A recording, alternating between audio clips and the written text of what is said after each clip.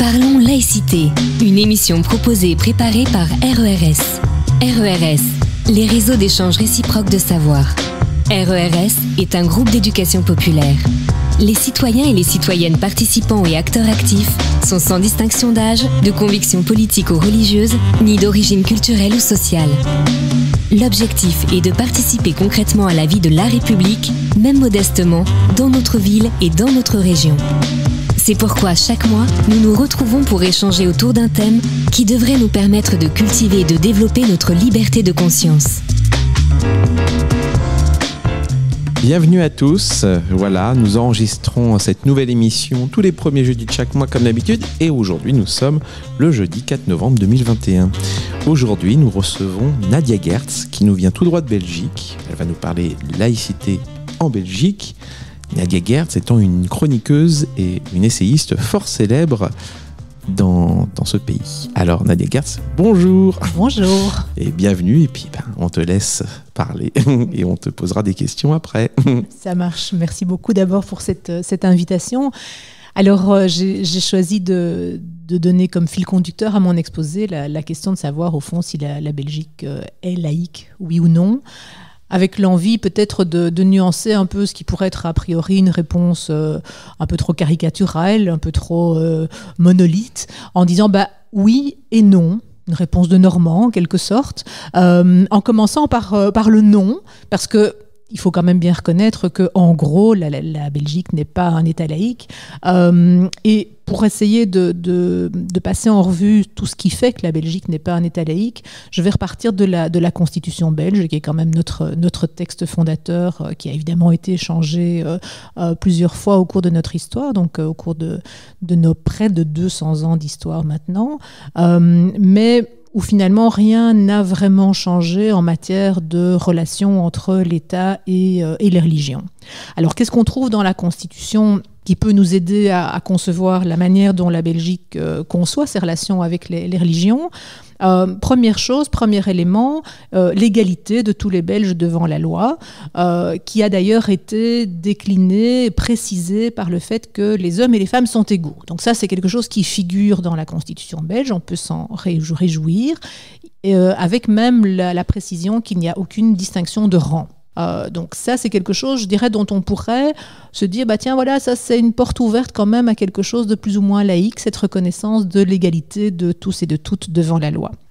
Cet article-là est encore complété et précisé par un autre article qui proclame la non-discrimination, mais aussi, ai-je envie de dire, les droits et libertés des minorités religieuses. Et là, évidemment, les choses se compliquent, puisque reconnaître des droits aux minorités religieuses, ça ouvre en fait un boulevard de questions, c'est-à-dire qu'est-ce que c'est que ces fameux droits qu'on va reconnaître aux minorités religieuses, qu'est-ce que c'est qu'une minorité religieuse. J'aurai évidemment l'occasion de revenir là-dessus dans la suite de mon exposé. Troisième chose qu'on va trouver dans la Constitution, c'est la liberté des cultes, la liberté de leur exercice public et la liberté de manifester ses opinions. Alors ça, ce sont des choses qui sont finalement assez évidentes, qu'on retrouve aussi dans la Déclaration universelle des droits de l'homme, mais qui ne sont pas autrement définies, si ce n'est par le fait que la Constitution belge proclame l'autonomie des cultes par rapport à l'État, mais pas la réciproque. C'est-à-dire que les religions sont indépendantes de l'État, ça veut dire que l'État ne peut pas intervenir, par exemple, dans la désignation, dans la nomination des ministres du culte. Mais par contre, rien ne précise dans la Constitution belge que l'État, lui aussi, est autonome par rapport aux diverses religions. Une seule chose quand même qui est considérée souvent par les observateurs de la laïcité en Belgique comme un signal positif en la matière, c'est que la Constitution belge prévoit qu'en cas de mariage, le mariage civil doit nécessairement précéder le mariage religieux, ce que beaucoup interprètent comme une volonté à l'époque d'affirmer la prééminence finalement de l'État sur le religieux.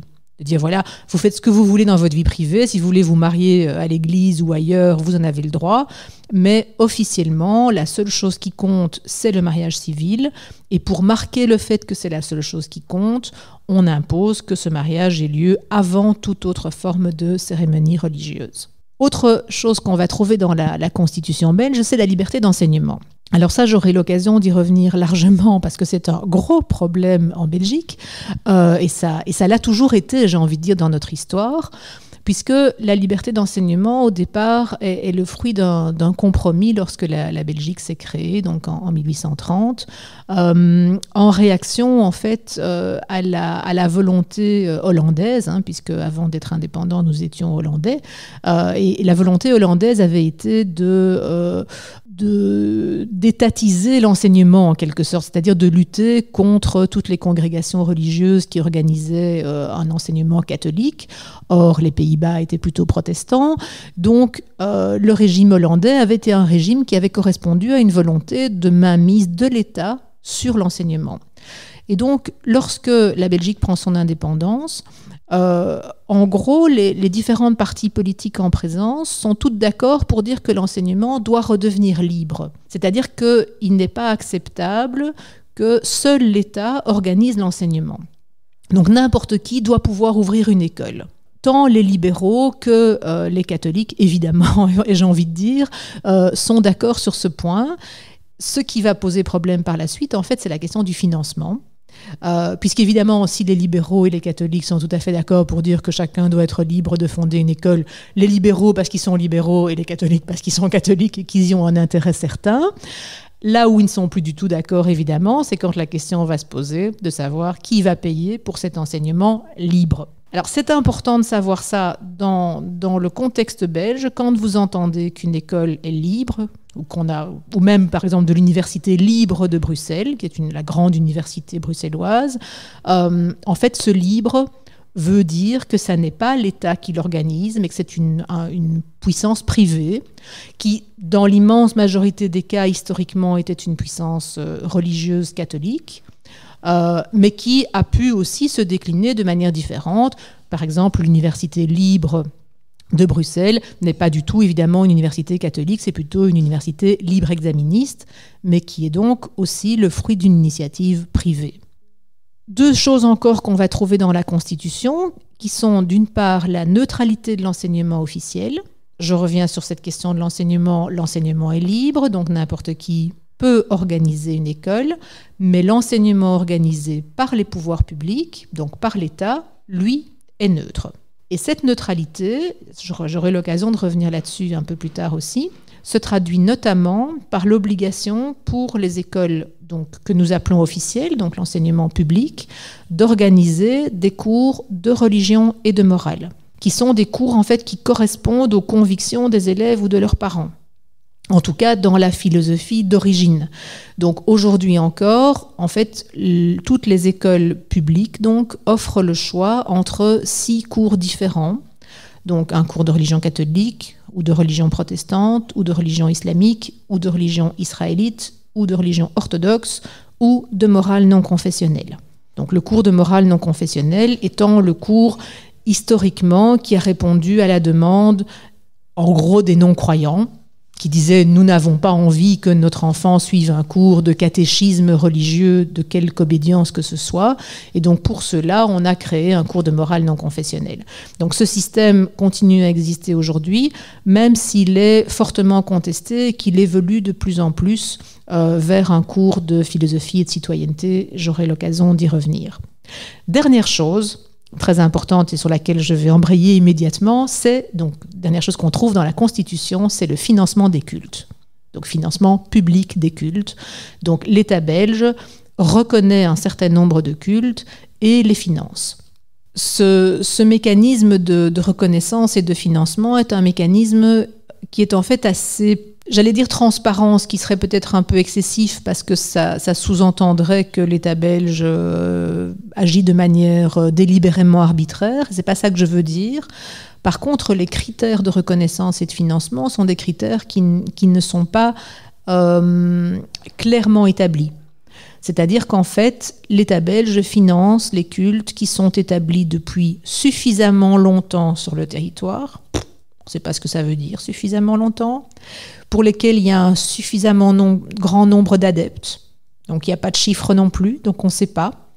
Et donc finalement, chaque religion qui souhaite être reconnue doit elle-même introduire la demande et faire la preuve, dire ben voilà, regardez, nous sommes là depuis 20 ans, depuis 30 ans, depuis 10 ans, nous sommes... je ne sais pas combien, moi, 500, 5000, 10 000, et l'État décide alors de reconnaître ou de ne pas reconnaître ce culte.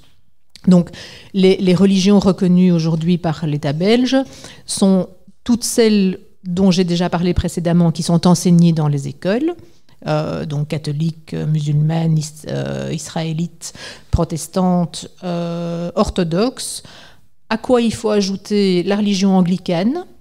Alors les anglicans, je le dis toujours avec un peu d'humour, mais ont eu le bon goût de ne jamais demander de cours de religion anglicane dans les écoles, ce qui aide un petit peu à l'organisation, parce que plus il y a de cours à organiser en parallèle, plus c'est compliqué. Les bouddhistes ont demandé, il y a déjà plusieurs années, leur reconnaissance par l'État belge, et donc ce processus est en cours. Et donc, ce qui est intéressant pour le bouddhisme d'ailleurs, c'est qu'il a demandé sa reconnaissance non pas comme une religion, mais comme une association non confessionnelle. Parce que je termine avec ce qui fait peut-être tout le sel de la laïcité en Belgique, c'est qu'à côté de tous ces cultes reconnus et financés, il y a aussi ce qu'on appelle la laïcité organisée. Alors, qu'est-ce que c'est que ce machin-là ? En fait, c'est le fruit de notre histoire qui n'a malheureusement, j'ai envie de dire, pas grand-chose avec la vôtre. C'est-à-dire qu'en Belgique, nous n'avons pas fait de révolution. Et donc, nous avons plutôt une histoire qui est faite de compromis, de négociations, de bricolage institutionnel, etc.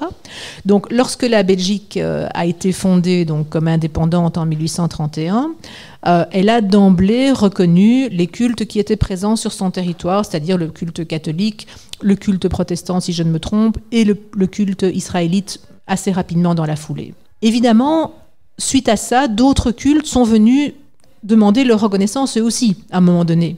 Forcément, les orthodoxes ont dit, dites les gars, nous on est là aussi, pourquoi est-ce qu'on ne bénéficierait pas, nous aussi, de subsides publics ? Les musulmans, même chose. Les athéo-laïcs, laïco-athées, je ne sais pas très bien comment les appeler, se sont dit à un moment donné, puisque nous ne sommes pas dans un rapport de force qui nous permet d'obtenir la fin du financement public des cultes, nous allons plutôt décider de demander à bénéficier, nous aussi, de cette manne publique. Et donc, alors ça a été quelque chose qui a profondément divisé le monde laïque en Belgique. Certains ont estimé que c'était une erreur historique grave, ce que je pense aussi d'une certaine manière, parce qu'évidemment, ça équivaut à faire de la laïcité un culte à côté des autres, donc une famille convictionnelle, comme on appelle ça. Et en même temps, on peut le comprendre, évidemment, à partir du moment où il y a là toute une manne financière, évidemment, et que c'est un petit peu frustrant de se rendre compte que les différentes familles religieuses reçoivent de l'argent et qu'à côté de ça, ceux qui n'ont pas de religion ne peuvent bénéficier d'aucun subside. Donc je peux comprendre la logique, et en même temps, disons que je pense personnellement que l'erreur a été d'appeler ça la laïcité. Je crois qu'il aurait été beaucoup plus intéressant et plus stratégiquement efficace de demander la reconnaissance et le financement d'une association athée. En disant, ben voilà, puisque les religions sont reconnues, ben l'athéisme aussi devrait l'être, comme ça nous pourrions faire de l'éducation permanente, nous aussi, bénéficier de... parce qu'évidemment, la laïcité organisée a aussi toute une série de cérémonies, qu'on appelle des cérémonies laïques d'ailleurs, qui sont souvent calquées un petit peu sur ce qui se fait dans la religion catholique. Par exemple, des cérémonies comment est-ce qu'on appelle ça, des mariages laïques certainement, des funérailles laïques aussi, mais aussi, alors j'ai oublié la façon dont... Mais c'est pas des non, quand même, ils sont pas allés jusque là, quand même, parce que ça, ce serait quand même un petit peu gênant, je trouve, en étant laïco-athée. Enfin, c'est compliqué en Belgique. Je sais pas très bien comment appeler ça, mais disons que d'inscrire un enfant qui vient de naître dans une conviction alors qu'il n'a pas encore pu y penser par lui-même, ça, je crois que personne dans le petit monde laïque belge n'a jamais été jusque là. Par contre, ils ont mis sur pied quelque chose qui correspond finalement un petit peu à la confirmation. Donc une inscription des enfants qui ont une douzaine d'années par le biais d'une cérémonie laïque. Donc en général, ça se fait à la fin du cycle primaire, donc la dernière année de l'enseignement primaire, pour les enfants qui le veulent ou dont les parents le souhaitent. Évidemment, ça n'a rien ni d'officiel ni d'obligatoire, mais ça correspond vraiment à une volonté, je dirais, de pallier au manque de cérémonial finalement que l'on peut ressentir quand on n'est pas inscrit dans une religion et qui manifestement est jugé par certains un petit peu frustrant. Et c'est vrai que, alors je ne sais pas comment ça se passe en France, mais par exemple un mariage civil en Belgique, c'est fait en 5 minutes ou 10 minutes, quoi, hein, donc c'est quand même pas très... Enfin, ça manque un petit peu d'envergure, de souffle, de hauteur. Tout ça pour vous dire donc que la laïcité en Belgique est donc reconnue et financée sur le budget des cultes et qu'à mon sens c'est un problème d'une certaine façon parce que ça rend le discours laïque brouillé. Ça fait en sorte qu'on ne comprend jamais très bien quand on parle au nom de la laïcité si on défend un principe politique d'organisation de l'État ou si on défend une chapelle convictionnelle particulière qui serait l'athéisme, l'agnosticisme, la libre pensée, ou toutes des quasi-synonymes de ce genre-là. Alors, j'ai déjà parlé un petit peu de l'enseignement confessionnel. Je voudrais y revenir un peu plus en détail peut-être, puisque je vous ai expliqué qu'au départ, catholiques et libéraux étaient d'accord pour reconnaître la liberté d'enseignement. Et que donc les problèmes ont commencé à se poser quand il s'est agi de savoir qui allait payer pour cet enseignement libre. Cette question a fait l'objet de ce qu'on a appelé des guerres scolaires. Donc nous avons eu 2 guerres scolaires en Belgique. Alors les guerres en Belgique ne font pas de morts, hein, donc ce sont des conflits larvés ou pas du tout larvés d'ailleurs, parfois extrêmement virulents, mais qui se sont toujours maintenus heureusement au niveau des idées. Et ces 2 guerres se sont finalement réglées par ce qu'on a appelé la loi du pacte scolaire en 1958. Depuis ce moment-là, on est dans ce qu'on pourrait appeler un compromis, un modus vivendi qui n'est probablement satisfaisant pour personne, mais qui est en tout cas plus satisfaisant que de rallumer une guerre scolaire pour la plupart des acteurs.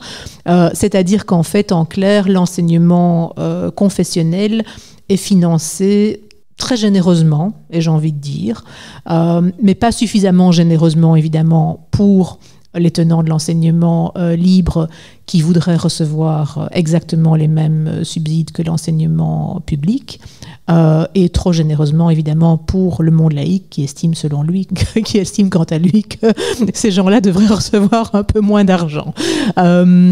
Alors, ce financement public de l'enseignement confessionnel se fonde sur le principe qu'un enfant égale un enfant et que donc il n'est pas question de pénaliser les enfants qui seraient inscrits dans un enseignement confessionnel.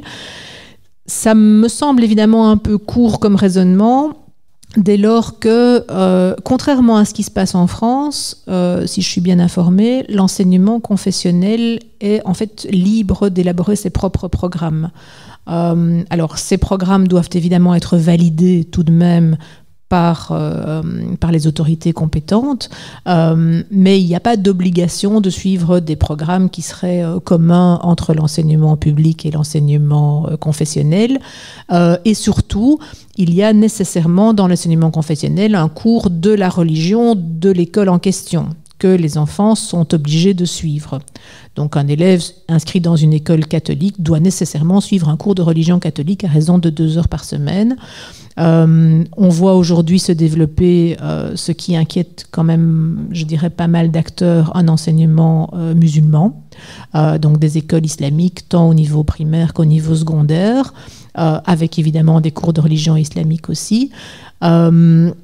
Alors, ça inquiète évidemment, enfin, je ne sais pas si je dois expliquer pourquoi ça inquiète. Je veux dire, on se demande évidemment toujours un petit peu ce qui est véhiculé comme type d'islam dans ce genre d'école. Et en même temps, rien ne permet aujourd'hui, dans la manière dont l'enseignement est organisé en Belgique, d'interdire à une école islamique de s'ouvrir et de recevoir des subsides publics. Alors, les autres confessions n'organise pas ou très très peu d'enseignements spécifiques. Enfin, je pense qu'il y a encore une école juive aujourd'hui à Bruxelles. Je ne pense pas qu'il y ait d'école orthodoxe ni d'école protestante. Donc c'est évidemment l'enseignement catholique qui rafle le gros de la mise, j'ai envie de dire. Même si, en même temps, et il y a évidemment beaucoup d'hypocrisie là-dedans, il y a de moins en moins de catholiques. Donc l'enseignement catholique est aussi un enseignement qui va séduire un certain public parce qu'il a une réputation, à mon sens, souvent erronée, mais de meilleur enseignement, plus sérieux, etc. Parce que certains élèves aussi, ou certains parents d'autres confessions, préfèrent inscrire leur enfant dans une école où il y a un Dieu, même si ce n'est pas le bon, que dans un enseignement sans Dieu, c'est-à-dire l'enseignement officiel. Donc voilà, ça c'est un petit peu la configuration de l'enseignement telle qu'elle se présente aujourd'hui en Belgique. Si je reviens à l'enseignement officiel, donc public, je vous ai dit donc que cet enseignement était obligé d'organiser des cours de religion et de morale. Jusqu'à il y a quelques années, c'était à raison de 2 heures par semaine. Donc tous les élèves devraient nécessairement être inscrits dans l'un de ces 6 cours à raison de 2 heures par semaine. Et puis, des parents ont eu l'idée saugrenue ou intéressante d'exiger une dispense de cours pour leur enfant, en motivant cette demande de dispense par le fait qu'ils estimaient ne pas avoir à assigner leurs enfants à une conviction particulière et encore moins à la rendre publique par le biais d'une inscription dans un cours précis à l'école. Alors dans un premier temps, ils avaient fait la demande uniquement au niveau de l'école que fréquentait leur enfant. L'école a évidemment dit que ce n'était pas possible puisque ce n'était pas du tout prévu. Ils ne se sont pas laissés impressionner, ils sont donc allés au Conseil d'État qui leur a donné raison et qui a donc introduit l'obligation de prévoir une possibilité de dispense pour les élèves dont les parents ne souhaitaient pas que leur enfant fréquente un des 6 cours organisés. Et ça a en fait déclenché toute une remise en question beaucoup plus profonde du système. Parce qu'évidemment, vous imaginez bien qu'à partir du moment où on prévoit une dispense, la question devient très pratique, c'est-à-dire qu'est-ce qu'on fait des gamins qui sont dispensés ?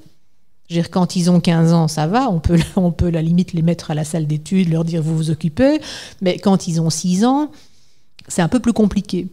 Et donc, de fil en aiguille, grâce à ce petit grain de sable dans l'engrenage, j'ai envie de dire, on en est arrivé à une situation où il y a aujourd'hui 1 heure de ce qu'on appelle un cours de philosophie et de citoyenneté qui est obligatoire pour tous les élèves. Il ne reste plus qu'1 seule heure de morale ou de religion. Et les élèves qui ne veulent pas du tout de cours de morale ou de religion sont donc dispensés de cette unique heure et obligés de suivre alors une 2e heure de philosophie ou de citoyenneté. Alors c'est un système brinque-ballant, très très compliqué à organiser pour les chefs d'établissement. Et j'ai envie de dire heureusement, parce que c'est probablement ce qui va permettre qu'on ne reste pas sur une patte pendant des années et qu'assez rapidement on en vienne, et c'est évidemment ce que les milieux laïcs demandent en Belgique, à 2 heures d'éducation à la philosophie et à la citoyenneté par semaine et au renvoi des cours de religion ou de morale à des cours facultatifs en quelque sorte. Puisque, évidemment, supprimer purement et simplement les cours de morale et de religion de l'enseignement en Belgique, c'est compliqué parce que ça veut dire toucher à la Constitution. Et toucher à la Constitution, ça veut dire qu'il faut d'abord qu'il y ait une majorité pour se mettre d'accord sur le fait qu'on va voter une révision de la Constitution lors de la législature suivante, et à la législature suivante, que cette proposition de modification soit actée. Donc c'est quelque chose d'assez lourd et c'est assez logique que la Constitution ne puisse pas la modifier aussi facilement qu'une simple loi. Mais donc du coup, c'est vrai que stratégiquement, la solution qui paraît la plus réaliste dans un premier temps, ce serait de dire ces cours deviennent facultatifs. Ils sont sortis de la grille horaire. Ceux qui veulent vraiment avoir un cours de religion ou de morale peuvent le faire après 4 heures, donc quand les cours sont terminés. Avec l'idée, en tout cas, c'est ce que moi je me dis, c'est qu'il y a probablement très très peu d'enfants et de parents qui vont souhaiter imposer à leur enfant 1 heure de plus par semaine, alors qu'en plus on sait très bien que les enfants qui vivent dans des milieux où la religion est importante, souvent suivent déjà leur instruction religieuse ailleurs qu'à l'école. Donc que ce soit au catéchisme pour les catholiques ou que ce soit à l'école coranique pour les musulmans. Donc je pense, mais ça n'est jamais qu'une intuition, j'ai pas de preuve de ce que j'avance, que la plupart des parents en fait s'accommoderaient assez bien du fait qu'il n'y ait plus d'enseignement religieux dans l'enseignement officiel. Sachant en plus évidemment que les parents qui sont les plus religieux inscrivent probablement déjà leur enfant dans une école confessionnelle plutôt que dans l'enseignement public. Autre pierre d'achoppement éternelle, j'ai envie de dire, en Belgique, c'est évidemment la question des signes convictionnels à l'école, puisque cette question n'a jamais été tranchée non plus, comme aucune des questions liées aux signes convictionnels d'ailleurs. On a une fâcheuse tendance à ne pas aimer trancher les questions dans mon petit pays. Et donc, en fait, les affaires du voile, parce que bon, on ne va pas tourner autour du pot quand on parle de signes convictionnels, c'est évidemment la question du voile islamique qui se pose et pas tellement celle de la kippa, ni du crucifix, ni du petit t-shirt, Dieu n'existe pas. Donc la question du voile, elle s'est posée en Belgique en fait pas très longtemps après qu'elle commence à se poser en France, sauf que nous n'avons jamais eu de ministre de l'enseignement suffisamment courageux pour prendre le taureau par les cornes et édicter une loi générale, que ce soit d'ailleurs une loi générale d'interdiction ou d'autorisation. C'est-à-dire que tous les ministres dits compétents, comme je dis souvent un peu méchamment, ont toujours décidé que c'était aux établissements scolaires de décider en fonction de leur propre réalité de terrain. Ce qui a amené évidemment de plus en plus d'écoles à passer de l'autorisation à l'interdiction parce qu'elles se rendaient compte que ça posait problème concrètement, ce qui a évidemment engendré une ghettoisation de l'enseignement parce que les rares écoles qui autorisent encore les signes convictionnels, comme on les appelle, sont devenues des écoles ghetto. Forcément, je veux dire, à Bruxelles, aujourd'hui, je crois qu'il n'y a plus que 4 ou 5 écoles qui autorisent les signes religieux. Ces écoles sont évidemment des écoles dans lesquelles beaucoup d'élèves, ou en tout cas beaucoup de filles, vont uniquement ou principalement parce que là, elles pourront garder leur voile.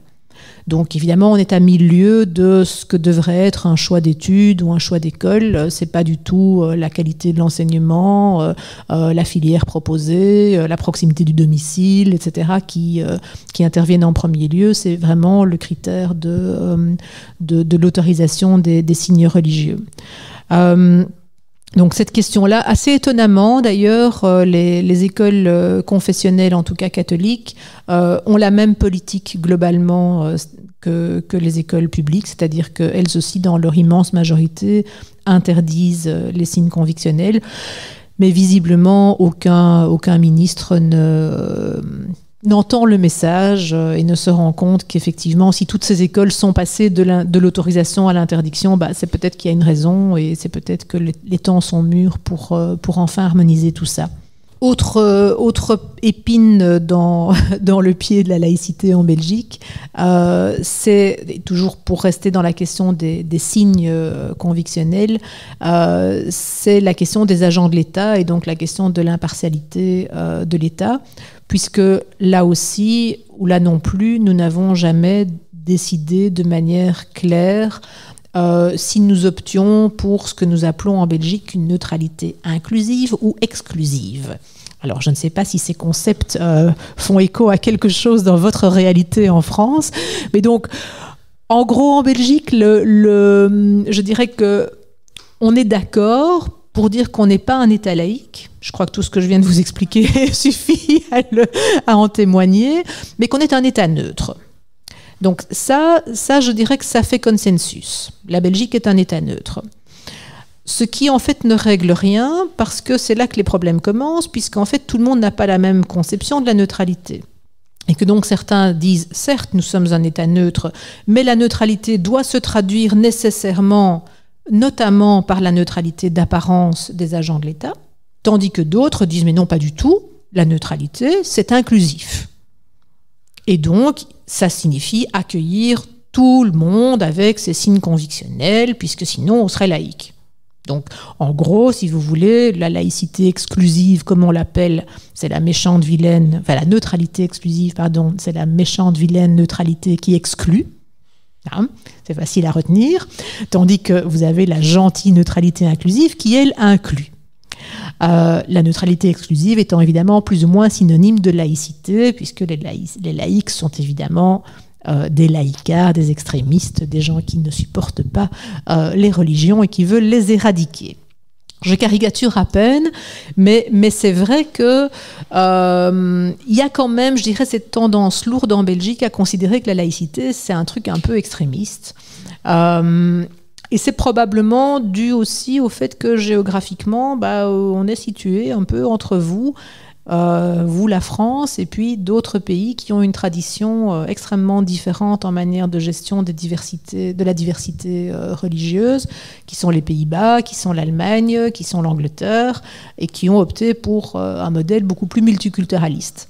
Et donc je pense que nous ne sommes pas seulement géographiquement entre ces deux modèles, nous sommes aussi philosophiquement et politiquement vraiment avec un pied dans chaque modèle, avec, je pense, l'impression que la laïcité, c'est plus facile, c'est plus clair, mais en même temps, je crois que ça effraie beaucoup de Belges qui ont l'impression que c'est quand même un peu radical, que ça n'est pas très tolérant, que ça ne prend pas suffisamment en compte l'identité profonde des individus, ce qu'ils sont, ce en quoi ils croient, ce qui est important pour eux, etc. Et donc je pense que beaucoup de Belges trouvent que le modèle multiculturaliste anglo-saxon est plus tolérant, plus respectueux, et en même temps on voit bien les problèmes que ça peut poser, mais donc du coup avec ce côté, cette manière de garder un pied dans chaque système ou d'être sur une patte entre les deux, on n'avance pas ou très difficilement. Et donc alors, on avance d'autant moins que la Belgique, comme vous le savez peut-être, est un État fédéral, ce qui implique des entités fédérées, ce qui implique un système auquel personne ne comprend rien, en gros. Mais surtout, ce que vous devez retenir, c'est qu'en fait, il y a une multitude de pouvoirs décisionnels. C'est-à-dire que ce n'est pas du tout un État central jacobin où vous avez Paris qui décide et tout le monde fait.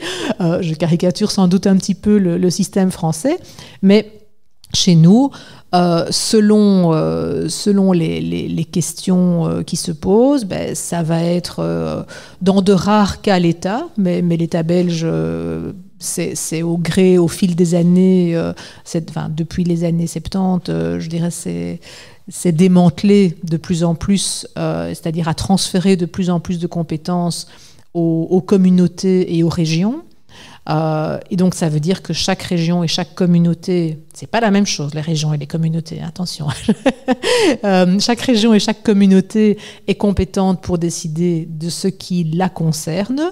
Qu'en ce qui concerne par exemple les agents de l'État, ça peut être même une ville ou une commune qui va décider simplement pour elle-même.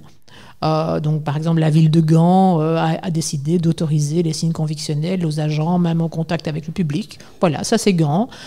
Mais dans d'autres communes ou dans d'autres villes, on va prendre une décision différente.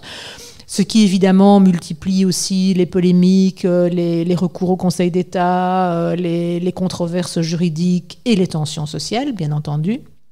Mais donc voilà. Donc, nous n'avons pas de ligne claire en la matière.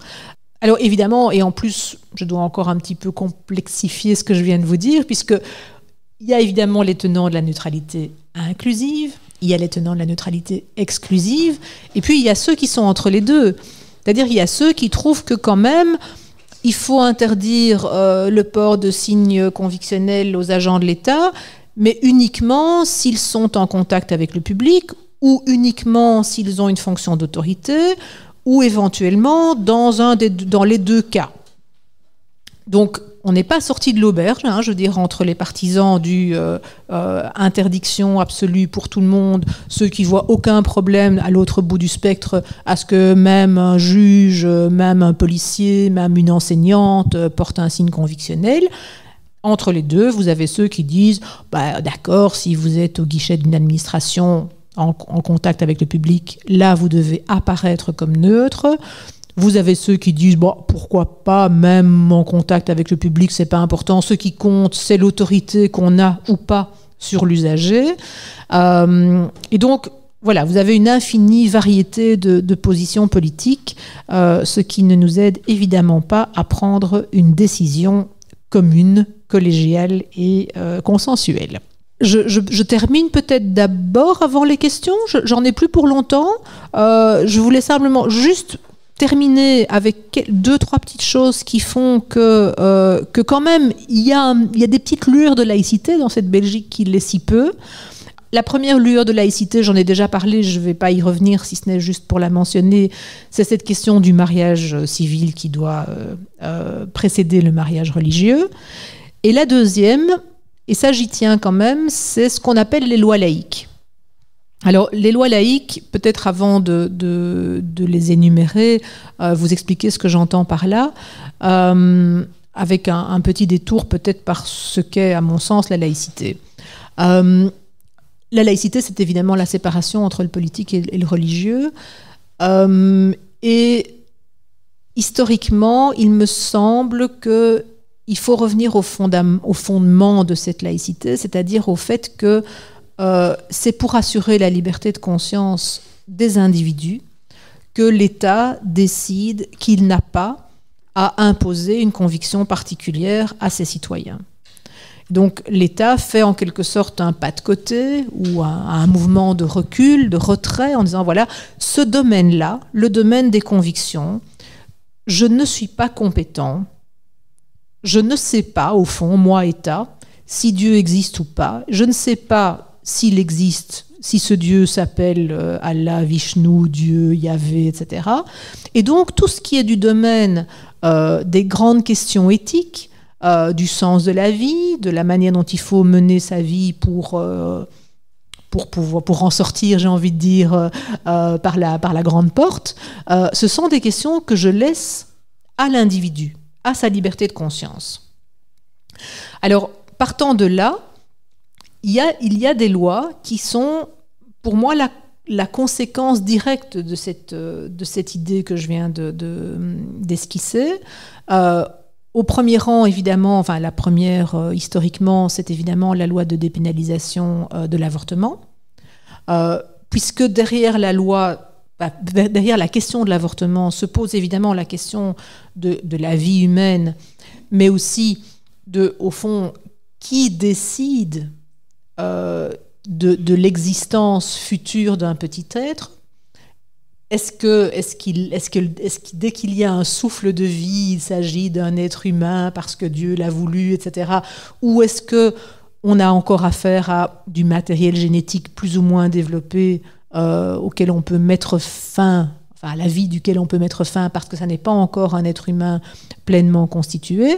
Donc ce sont des questions, je ne vais pas revenir évidemment là-dessus dans les détails, mais dont on sait bien qu'elles sont sous-tendues par des positionnements éthiques qui sont eux-mêmes souvent influencés largement par des convictions religieuses. Et donc, à un moment donné, il est assez logique qu'un État laïque, ou en tout cas au sens minimum que je viens d'esquisser, c'est-à-dire qui se fait ce geste de mise à distance, qui dit « moi j'en sais rien, je ne sais pas si Dieu existe, je ne sais pas si Dieu va être fâché ou pas, qu'on interrompe une vie qui est encore dans le ventre d'une maman, etc. » Donc il semble assez logique que l'État dise « ben voilà, moi j'autorise l'avortement, pardon,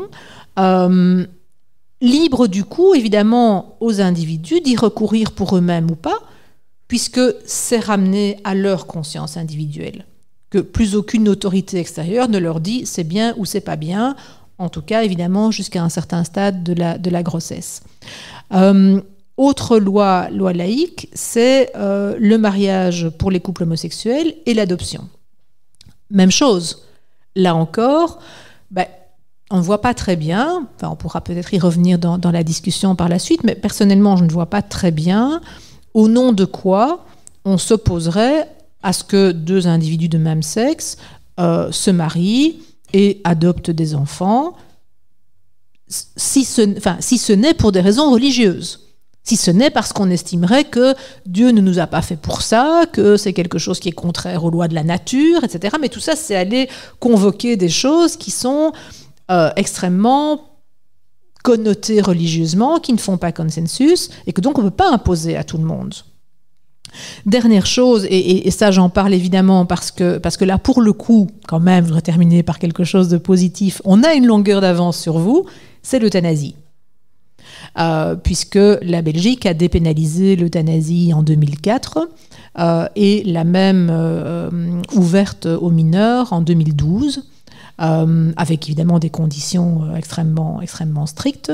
Mais là aussi, il me semble qu'on a affaire à une loi qui est vraiment une loi d'inspiration laïque, puisque là encore, il s'agit de dire, au fond, l'État n'a pas à décider pour l'individu, si l'individu estime que sa vie, il l'a pleinement vécue et qu'il ne voit plus aucun intérêt à continuer à vivre, vu son état de santé et vu l'absence de perspective de guérison, il n'y a pas à s'opposer à cette demande qu'un individu fait à un moment donné de mourir. Donc ce sont des lois laïques et curieusement, en fait, là en Belgique, on est parfois, en tout cas pour la dernière d'entre elles, moins frileux que vous. Alors c'est quelque chose qui m'étonne doublement en fait. Je veux dire, j'ai eu l'occasion d'intervenir assez régulièrement en France sur cette question de l'euthanasie. Et c'est vrai que je ne comprends pas ceux qui coincent en France. C'est vrai que je le ressens comme quelque chose de totalement paradoxal. En fait, qu'un État qui a été si loin dans la réflexion sur ce qu'est la laïcité ne tire pas cette conclusion qui, pour moi, est évidente, de dire, bien sûr qu'il faut laisser aux gens le droit de choisir le moment de leur mort dans certaines conditions, bien sûr, qui doivent être cadrées par la loi, etc. Et ça m'étonne aussi de la part de la Belgique, puisque de manière générale, on est quand même un peu moins intrépide que vous quand il s'agit de poser des lois claires. Et en même temps, ça ne m'étonne pas tellement, parce que je crois que ce qui fait à la fois notre force et notre faiblesse, c'est qu'on a beaucoup de mal à interdire, mais qu'on aime bien autoriser. Et donc, ce qui pose problème chez nous, c'est tout ce qui a trait à des interdictions, en fait. On n'aime pas ça. On a vite l'impression que, mais de quel droit va-t-on dire non? De quel droit va-t-on dire à un fonctionnaire, à une élève, que non, il ne peut pas faire ceci ou faire cela, etc. Par contre, autoriser des choses, là, on est assez fort pour ça. Et voilà. Et donc, d'une certaine manière, à certains égards, je pense qu'on peut espérer peut-être que des conceptions plus laïques se développent dans les années qui viennent, mais je pense que ce sera dur.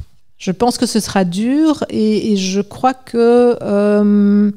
alors là, je vais rompre le charme. Je terminais quasiment sur une note optimiste et puis là, je reviens à quelque chose de beaucoup plus pessimiste, mais j'ai l'impression que notre propension à autoriser devra nous mener nécessairement à des situations telles qu'on ne pourra plus faire autrement que de se dire ça va pas du tout, il faut qu'on fasse marche arrière et il faut qu'on interdise certaines choses. Et je pense qu'on n'est pas encore arrivé à ce point de non-retour, en fait, ou ce point de bascule où il y aurait une majorité pour se rendre compte qu'on est allé trop loin et qu'il y a de gros problèmes qui se posent et qu'il faut absolument trancher dans le vif maintenant. Voilà, je vous remercie pour votre attention et je suis évidemment disponible pour les questions. Parlons laïcité, le débat. Eh bien, merci beaucoup Nadia Gertz pour cette belle et brillante introduction. Et on passe du coup aux questions. Qui veut poser la première question ? J'ai pas très bien compris. Vous avez dit qu'il va falloir revenir, qu'il va falloir dire non.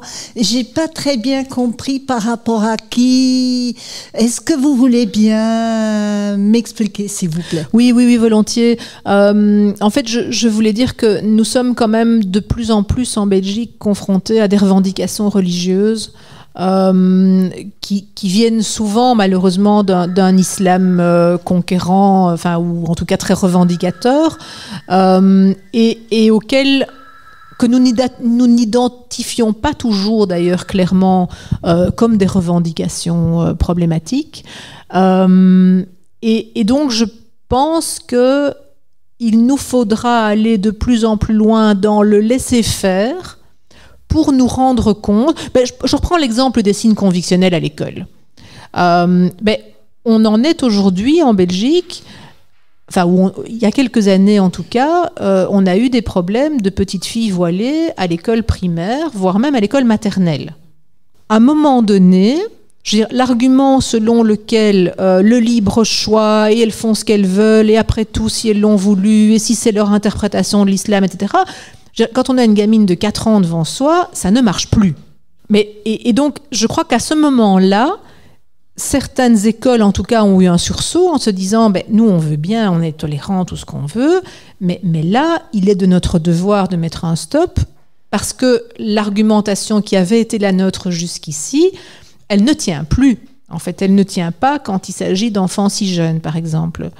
Il y a aussi des questions, j'ai pas du tout parlé de ça, mais par exemple, il y a des questions liées à tous ces niveaux de pouvoir en Belgique. Aujourd'hui, par exemple, on est dans une situation où on a interdit l'abattage rituel en Wallonie et en Flandre, mais pas à Bruxelles. La Wallonie, la Flandre et Bruxelles, ce sont les 3 régions du pays. Et donc, tout ce qui est agriculture, bien-être animal, etc., toutes ces compétences-là, ce sont des compétences régionales. Et en fait, donc, nous avons 2 des 3 régions du pays qui ont décidé qu'à partir du moment où on avait une loi sur le bien-être animal qui impose donc d'abattre l'animal dans des circonstances où on lui évite autant que possible toute souffrance inutile, cette loi ne devait pas souffrir d'exception. À Bruxelles, on continue à considérer que par contre, que c'est vrai qu'il faut éviter la souffrance à l'animal. Mais si on a une raison religieuse de le faire souffrir plus, là, il faut quand même accepter. Alors, pourquoi est-ce que c'est comme ça ? Mais c'est évidemment parce que c'est à Bruxelles qu'on a la communauté musulmane la plus importante. Donc, c'est évidemment des choses qui sont en partie du clientélisme, de l'électoralisme, etc., qui font que c'est plus difficile pour Bruxelles de trancher cette question que ça ne l'est en Wallonie ou en Flandre. Mais en même temps, ça nous met dans des situations complètement invraisemblables où on risque demain d'avoir évidemment, et on l'a peut-être déjà aujourd'hui, l'abattoir de Bruxelles qui va commencer à devoir fournir la Flandre et la Wallonie parce que ce sera le seul abattoir où on abat encore des animaux sans les étourdir, donc selon leur, donc c'est pas possible. Je veux dire, ça n'a pas de sens, quoi. Je veux dire, on a interdit quelque chose dans une région, mais il suffit de faire 20 kilomètres et on peut quand même se fournir dans la viande qu'on veut, abattue comme on veut, etc.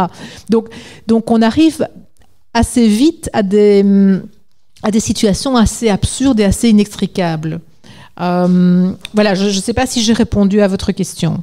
Non, j'ai dit, on a l'impression qu'il n'y a pas de garde-fou. Mais il n'y a pas de garde-fou parce qu'il n'y a pas de ligne claire. Et il n'y a pas de ligne claire parce qu'il n'y a pas de politique, de principe politique clair qui définit les relations que l'État belge a décidé d'entretenir avec les différentes communautés religieuses. En fait, c'est ça le problème, en fait. On est un peuple de bricoleurs. Je ne veux pas faire de généralité ethnicisantes ici, mais c'est vrai que dans la tradition belge, Il y a, dans l'histoire politique belge, on a beaucoup vanté certains de nos premiers ministres parce qu'ils étaient capables d'aller rafistoler des machins, mettre des boules, resserrer un boulon par-ci, desserrer un boulon par-là, etc. C'est une manière dont, en Belgique, on aime bien faire de la politique, en fait. Se dire, tiens, on ne raisonne pas à coups de grands principes. J'ai envie de dire méchamment, forcément, puisqu'on ne les a pas. Et donc, en fait, ce qu'on fait, c'est régler les problèmes au coup par coup. Mais si je reviens à ce que je disais sur les signes convictionnels à l'école, aujourd'hui, il y a quand même quelque chose d'aberrant à se dire que quand vous inscrivez votre enfant dans une école, dans la plupart des écoles, on vous dit pas de signes convictionnels pour les enfants. Hein. Donc, voilà, il rentre à l'école quand même, c'est en tant qu'élève, voilà, ses convictions, il les laisse au vestiaire, c'est mieux, etc. Très bien. Et puis tout de suite après, on lui dit, vous inscrivez votre enfant dans quel cours de religion ? C'est pas logique. Vous dites à un gamin, on s'en fout que tu sois juif, catholique, musulman, etc. Ici, tu viens en tant qu'élève, mais tu vas aller suivre un cours de religion conforme à ce que tes parents veulent pour toi. Donc, c'est le fruit d'un bricolage, c'est la lasagne belge, hein, on construit, mais c'est vrai. Mais en même temps, à un moment donné, ça ne tient pas la route. Et ça ne tient pas la route, et du coup, ça nous affaiblit, évidemment, par rapport à ceux qui ont envie de porter un coup au système, qui vont dire ma liberté religieuse, elle est où ? Attendez, vous me la reconnaissez quand ça vous arrange, et puis après, vous ne me la reconnaissez plus. C'est quoi cette histoire ? Donc, ça manque totalement de cohérence. En fait, ce que je voulais dire simplement, c'est finalement, est-ce que c'est pas un problème politique entre les Flamands et les Wallons qui pose problème dans l'incapacité finalement de pouvoir répondre au problème de la laïcité, de pouvoir s'entendre sur des prises de décision liées à la laïcité. Je suis pas sûre que ce soit un problème tellement communautaire que ça. Je sais qu'on a souvent cette image en Belgique, évidemment. Enfin, en France, on a l'image d'être un pays où on est déchiré par des conflits entre Wallons et Flamands. Pour le coup, je pense pas que ce soit ça. En fait, je réfléchis à voix haute. Du côté flamand, je pense que la Flandre est tétanisée par l'extrême droite. Puisque en Flandre, il y a une extrême droite qui est quand même assez puissante, le Vlaams Belang, dont vous avez peut-être déjà entendu parler. Et donc, les politiques flamands qui ne sont pas de cette mouvance-là ont à cœur de marquer de toutes les manières possibles qui n'ont rien à voir avec la manière dont le Vlaams Belang conçoit l'intégration, l'assimilation, etc., etc. Et donc, ça les amène souvent à prendre des mesures qui sont des mesures, j'ai envie de dire, d'une extrême tolérance. Alors, évidemment, la Flandre, c'est aussi la région du pays qui est la plus proche des Pays-Bas. Donc, où finalement, l'influence du modèle multiculturaliste anglo-saxon est plus prégnante aussi. Avec cette idée que finalement, chacun fait ce qu'il veut, de toute façon on s'en fout puisqu'on ne se mélange pas. Ça c'est quand même aussi un petit peu les conséquences de ce modèle multiculturaliste. Ça fonctionne bien d'une certaine manière puisque les gens ne se rencontrent pas. Côté francophone, il y a peut-être plus de débats. Alors je connais mieux le monde francophone que le monde flamand évidemment, mais j'ai l'impression que côté francophone c'est plus possible d'en discuter. D'abord parce qu'il n'y a pas cette sempiternelle peur de l'extrême droite, puisqu'on n'a pas d'extrême droite francophone. En fait, on n'en a pas. Je réfléchis, j'allais ajouter un adjectif, j'allais dire on n'a pas d'extrême droite puissante, mais en fait, on n'en a pas. On a des partis de droite, évidemment, mais en gros, non, il n'y a pas d'extrême droite pour le moment. Il y en a eu, mais tous ces partis sont morts-nés. Je ne pense pas, ceci dit, que ce soit parce que les francophones soient tellement plus ouverts que les flamands. Je crois que c'est simplement parce qu'il n'y a jamais eu de leader charismatique qui s'est imposé côté francophone, simplement. Donc voilà, je n'en tire aucune gloire. Donc le débat est plus possible du côté francophone. Peut-être aussi parce qu'effectivement, il y a ce modèle français qui parle quand même plus à certains francophones. Mais avec, alors j'en ai pas du tout parlé ce soir, mais une déferlante de tout ce qui est cette idéologie woke, intersectionnelle, absolument affolante, et qui parasite quand même fameusement les choses, je trouve, du côté francophone. Voilà, je ne suis pas sûre d'avoir vraiment répondu à votre question, mais... Je voulais rebondir sur l'euthanasie. C'est vrai que vous êtes en avance, il y a moins d'obstacles. En même temps, il ne faut pas être hypocrite. On sait qu'elle se pratique en France, voilà, depuis très longtemps. Qu'on a organisé des unités de soins palliatifs, ce qu'on appelle des malades en fin de vie, et généralement qui décèdent au bout de 20 jours. Et il y a eu quand même un combat qui a été mené par la maman de Vincent Humbert, qui a quand même beaucoup fait avancer le débat et qui a favorisé, je dirais, un peu plus une euthanasie, mais qui soit dite, qui soit officialisée. Voilà. Oui, je sais bien que le débat existe et que ça se fait évidemment, mais enfin, il reste tout de même que la loi n'est toujours pas passée. Que ça conduit quand même beaucoup de Français à aller se faire euthanasier en Suisse ou en Belgique. Je veux dire, ça c'est quand même aussi une réalité. Et puis il y a cette hypocrisie. Enfin, j'ai consacré un livre à cette question parce qu'il se trouve que ma maman a été euthanasiée il y a 3 ans maintenant, et donc ça m'a permis entre guillemets de m'intéresser de plus près à cette question-là. Et c'est vrai que j'avais un peu enquêté à ce moment-là au niveau de la France pour essayer de comprendre ce qui coinçait. Et selon certains intervenants, il y avait peut-être une sorte de volonté de pouvoir de certains médecins qui avaient plus de difficultés à lâcher prise, une volonté de conserver ce droit de vie ou de mort sur les patients. Enfin, je me souviens avoir eu un échange avec un médecin français, la première conférence que j'ai faite en France sur cette question-là. C'était édifiant pour moi. C'était un médecin qui me disait, après la conférence, il me dit, mais vous savez, moi je pratique des euthanasies. Hein. Donc il était contre. Hein. Enfin, il était contre la dépénalisation. Il me disait, moi je pratique des euthanasies.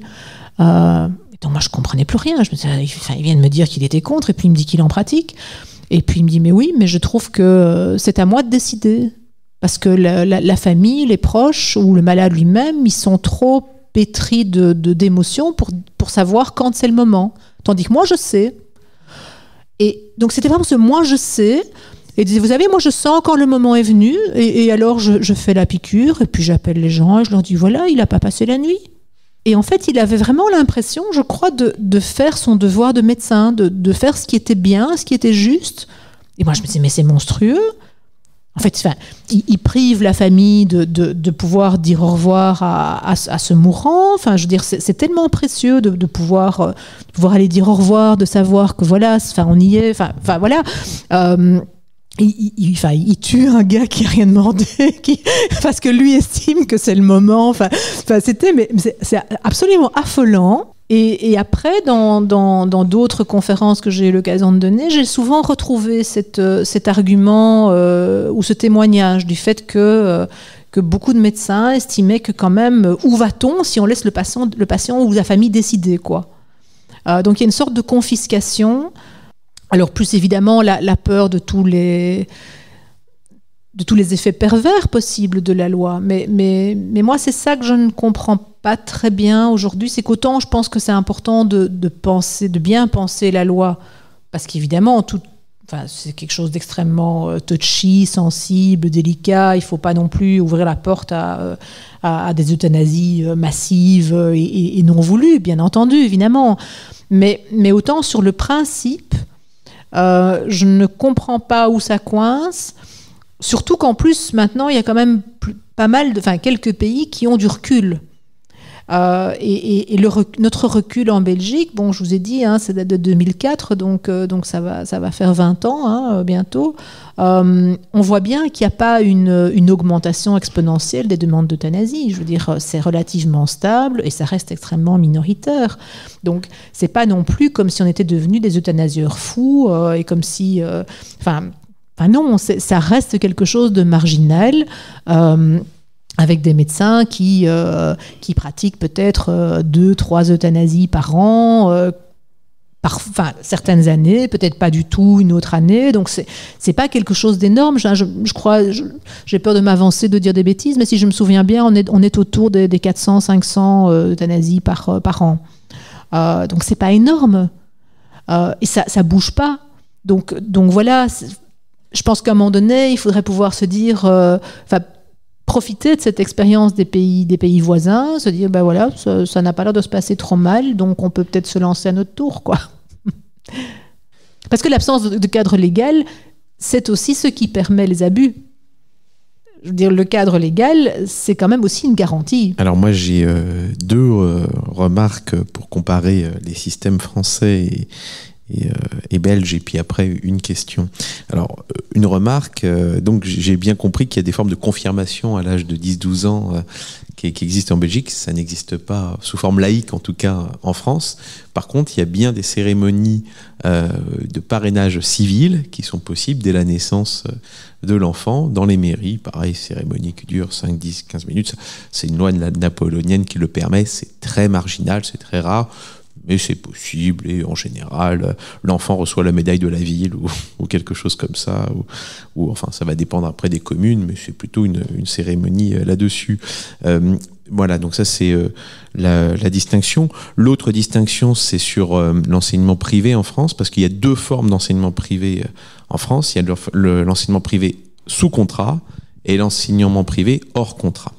Et le sous contrat, bien sûr, il faut payer notamment le salaire des profs, donc c'est aussi les familles qui payent, mais il y a quand même des subsides de l'État qui arrivent. Et donc, il y a quand même encore un chemin laïque à faire là-dessus pour se dire, on avait un intervenant il y a quelques temps qui nous avait dit, on a des transports en commun, si on ne veut pas prendre un transport en commun, on peut prendre un taxi, mais à ce moment-là, on le paye nous-mêmes et on n'a pas à le faire payer par la collectivité. Voilà. Le hors contrat aujourd'hui est complètement financé de lui-même. Bien sûr, n'est pas reconnu. Il y a aussi quand même parfois, heureusement, quelques contrôles pour vérifier qu'il n'y ait pas trop de dérives. Ça, c'était pour la comparaison par rapport au système. La question que je voulais te poser, c'était par rapport à toi, Nadia. Tu as été enseignante en université, mais tu ne l'es plus, visiblement. Qu'est-ce qui s'est passé? Est-ce que tu peux nous raconter tout ça, un peu dans le détail, toute cette aventure et ces péripéties? Oui. Alors, d'abord, simplement pour revenir deux minutes sur la question des écoles, sur contrat, pas contrat, etc. Alors, si je ne me trompe pas, c'est la loi Debré qui a signé un recul assez considérable dans la matière. Mais toujours, si je ne me trompe, les écoles privées sous contrat sont tenues de ne pas imposer de cours de religion aux élèves qui ne le souhaitent pas, et d'avoir le même programme, si je ne me trompe, que les écoles publiques. Donc c'est pour ça que j'insistais sur le fait que nos écoles libres sont plus libres que vos écoles sous contrat. Voilà. Et nous avons aussi d'ailleurs de l'enseignement privé qui équivaut peut-être alors à vos écoles qui ne sont pas sous contrat, ça j'en suis pas sûre. C'est-à-dire que puisque chacun est libre de créer une école, moi demain je peux créer une école si je décide que finalement je trouve que le mouton est un animal qui apprend plein de choses aux enfants, et donc je vais créer une école qui s'appelle Les Petits Moutons, et on va passer son temps à tondre des moutons et à s'occuper des moutons, et je ne ferai absolument pas de toute une série de choses qui sont prévues par les programmes officiels, parce que je trouve que ça sert à rien, qu'une fois qu'on a regardé un mouton on a tout compris. Mon école ne sera évidemment jamais reconnue. Elle n'aura jamais aucun financement public, évidemment, puisque ça ne tient pas debout, mais libre à moi de demander à des parents de payer des 1000 et des 100 chaque année pour que j'apprenne à leurs enfants toutes les joies du mouton. Simplement, le diplôme que je décernerai à leurs enfants n'est pas reconnu non plus. Mais donc, c'est possible. Mais alors, il y a un contrôle de la part de l'État belge quand même, à certains moments de la scolarité de l'enfant, pour vérifier s'il a acquis les compétences qu'il est censé atteindre à tel ou tel moment de sa vie. Voilà, donc ça c'est en gros pour préciser un peu les choses. Alors pour le reste, pour en revenir à ce que j'ai traversé l'année passée, puisqu'effectivement j'ai été enseignante pendant 30 ans, donc j'étais enseignante pendant 20 ans dans l'enseignement secondaire. Donc j'étais prof de morale non confessionnelle. Maintenant vous savez ce que c'est. Et puis j'ai commencé à enseigner donc en haute école. Alors c'est ce que vous appeliez avant et nous aussi l'école normale. Donc c'était une école qui formait de futurs enseignants. Maternelle, primaire et début du secondaire, donc l'équivalent du collège. J'ai enseigné là pendant 10 ans, je donnais des cours de philosophie, de citoyenneté, de neutralité aussi. On en a parlé, vous savez aussi ce que c'est. Et en fait, ma vie professionnelle a basculé en fait le lendemain de la décapitation de Samuel Paty. Puisque ce jour-là, j'ai publié un hashtag sur la page Facebook de mon école où je disais « Je suis Samuel Paty ». Ça me semblait assez logique, en fait, dans une école pédagogique qui formait de futurs profs, de manifester mon soutien, pas mon soutien, il était mort, mais mon empathie, mon horreur, ma désolation, ma condamnation la plus vive, en fait, tout ce que vous voulez. Et suite à ça, j'ai reçu très rapidement des commentaires haineux de la part de ce que je suppose être d'anciens étudiants, parce qu'évidemment la plupart d'entre eux agissaient sous l'anonymat, pas tous. Et donc ça a duré pendant 2-3 jours avec énormément de commentaires, des choses, oui, vous ne devriez pas pouvoir enseigner, etc. Enfin bon, des horreurs, quoi. Des menaces aussi, y compris menaces de mort. Alors, c'était pas drôle, mais ça n'était encore rien par rapport au fait que ma direction, en fait, a réagi de manière extrêmement molle, extrêmement lente, extrêmement attentiste. En fait, donc, ne m'a absolument pas soutenue, en tout cas comme j'aurais aimé l'être. Donc j'ai été harcelée par une collègue aussi qui a commencé à m'expliquer gentiment qu'en fait c'était un peu moi qui l'avais cherché si j'avais tous ces problèmes, parce que bon, il fallait quand même bien reconnaître que mon positionnement en matière de laïcité était quand même un petit peu excluant, que c'était pas étonnant qu'on pense de moi que j'étais raciste et islamophobe, etc. Enfin bon, toutes ces choses là, quoi. Enfin en gros, je veux dire, j'ai envie de dire, malheureusement, un scénario relativement connu aujourd'hui, puis ça, je pense que vous le voyez en France aussi. Enfin, on pense à Mila, je pense à Mila en tout cas, ou à tant d'autres professeurs dans des universités aussi qui ont vécu un peu le même genre de choses que moi. Et donc ça s'est passé en octobre, donc forcément l'année passée.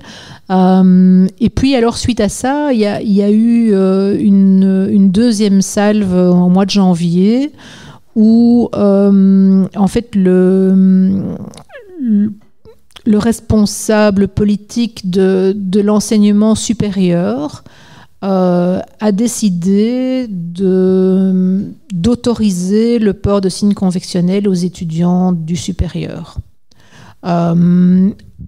Alors malheureusement, ça concernait aussi mes étudiants.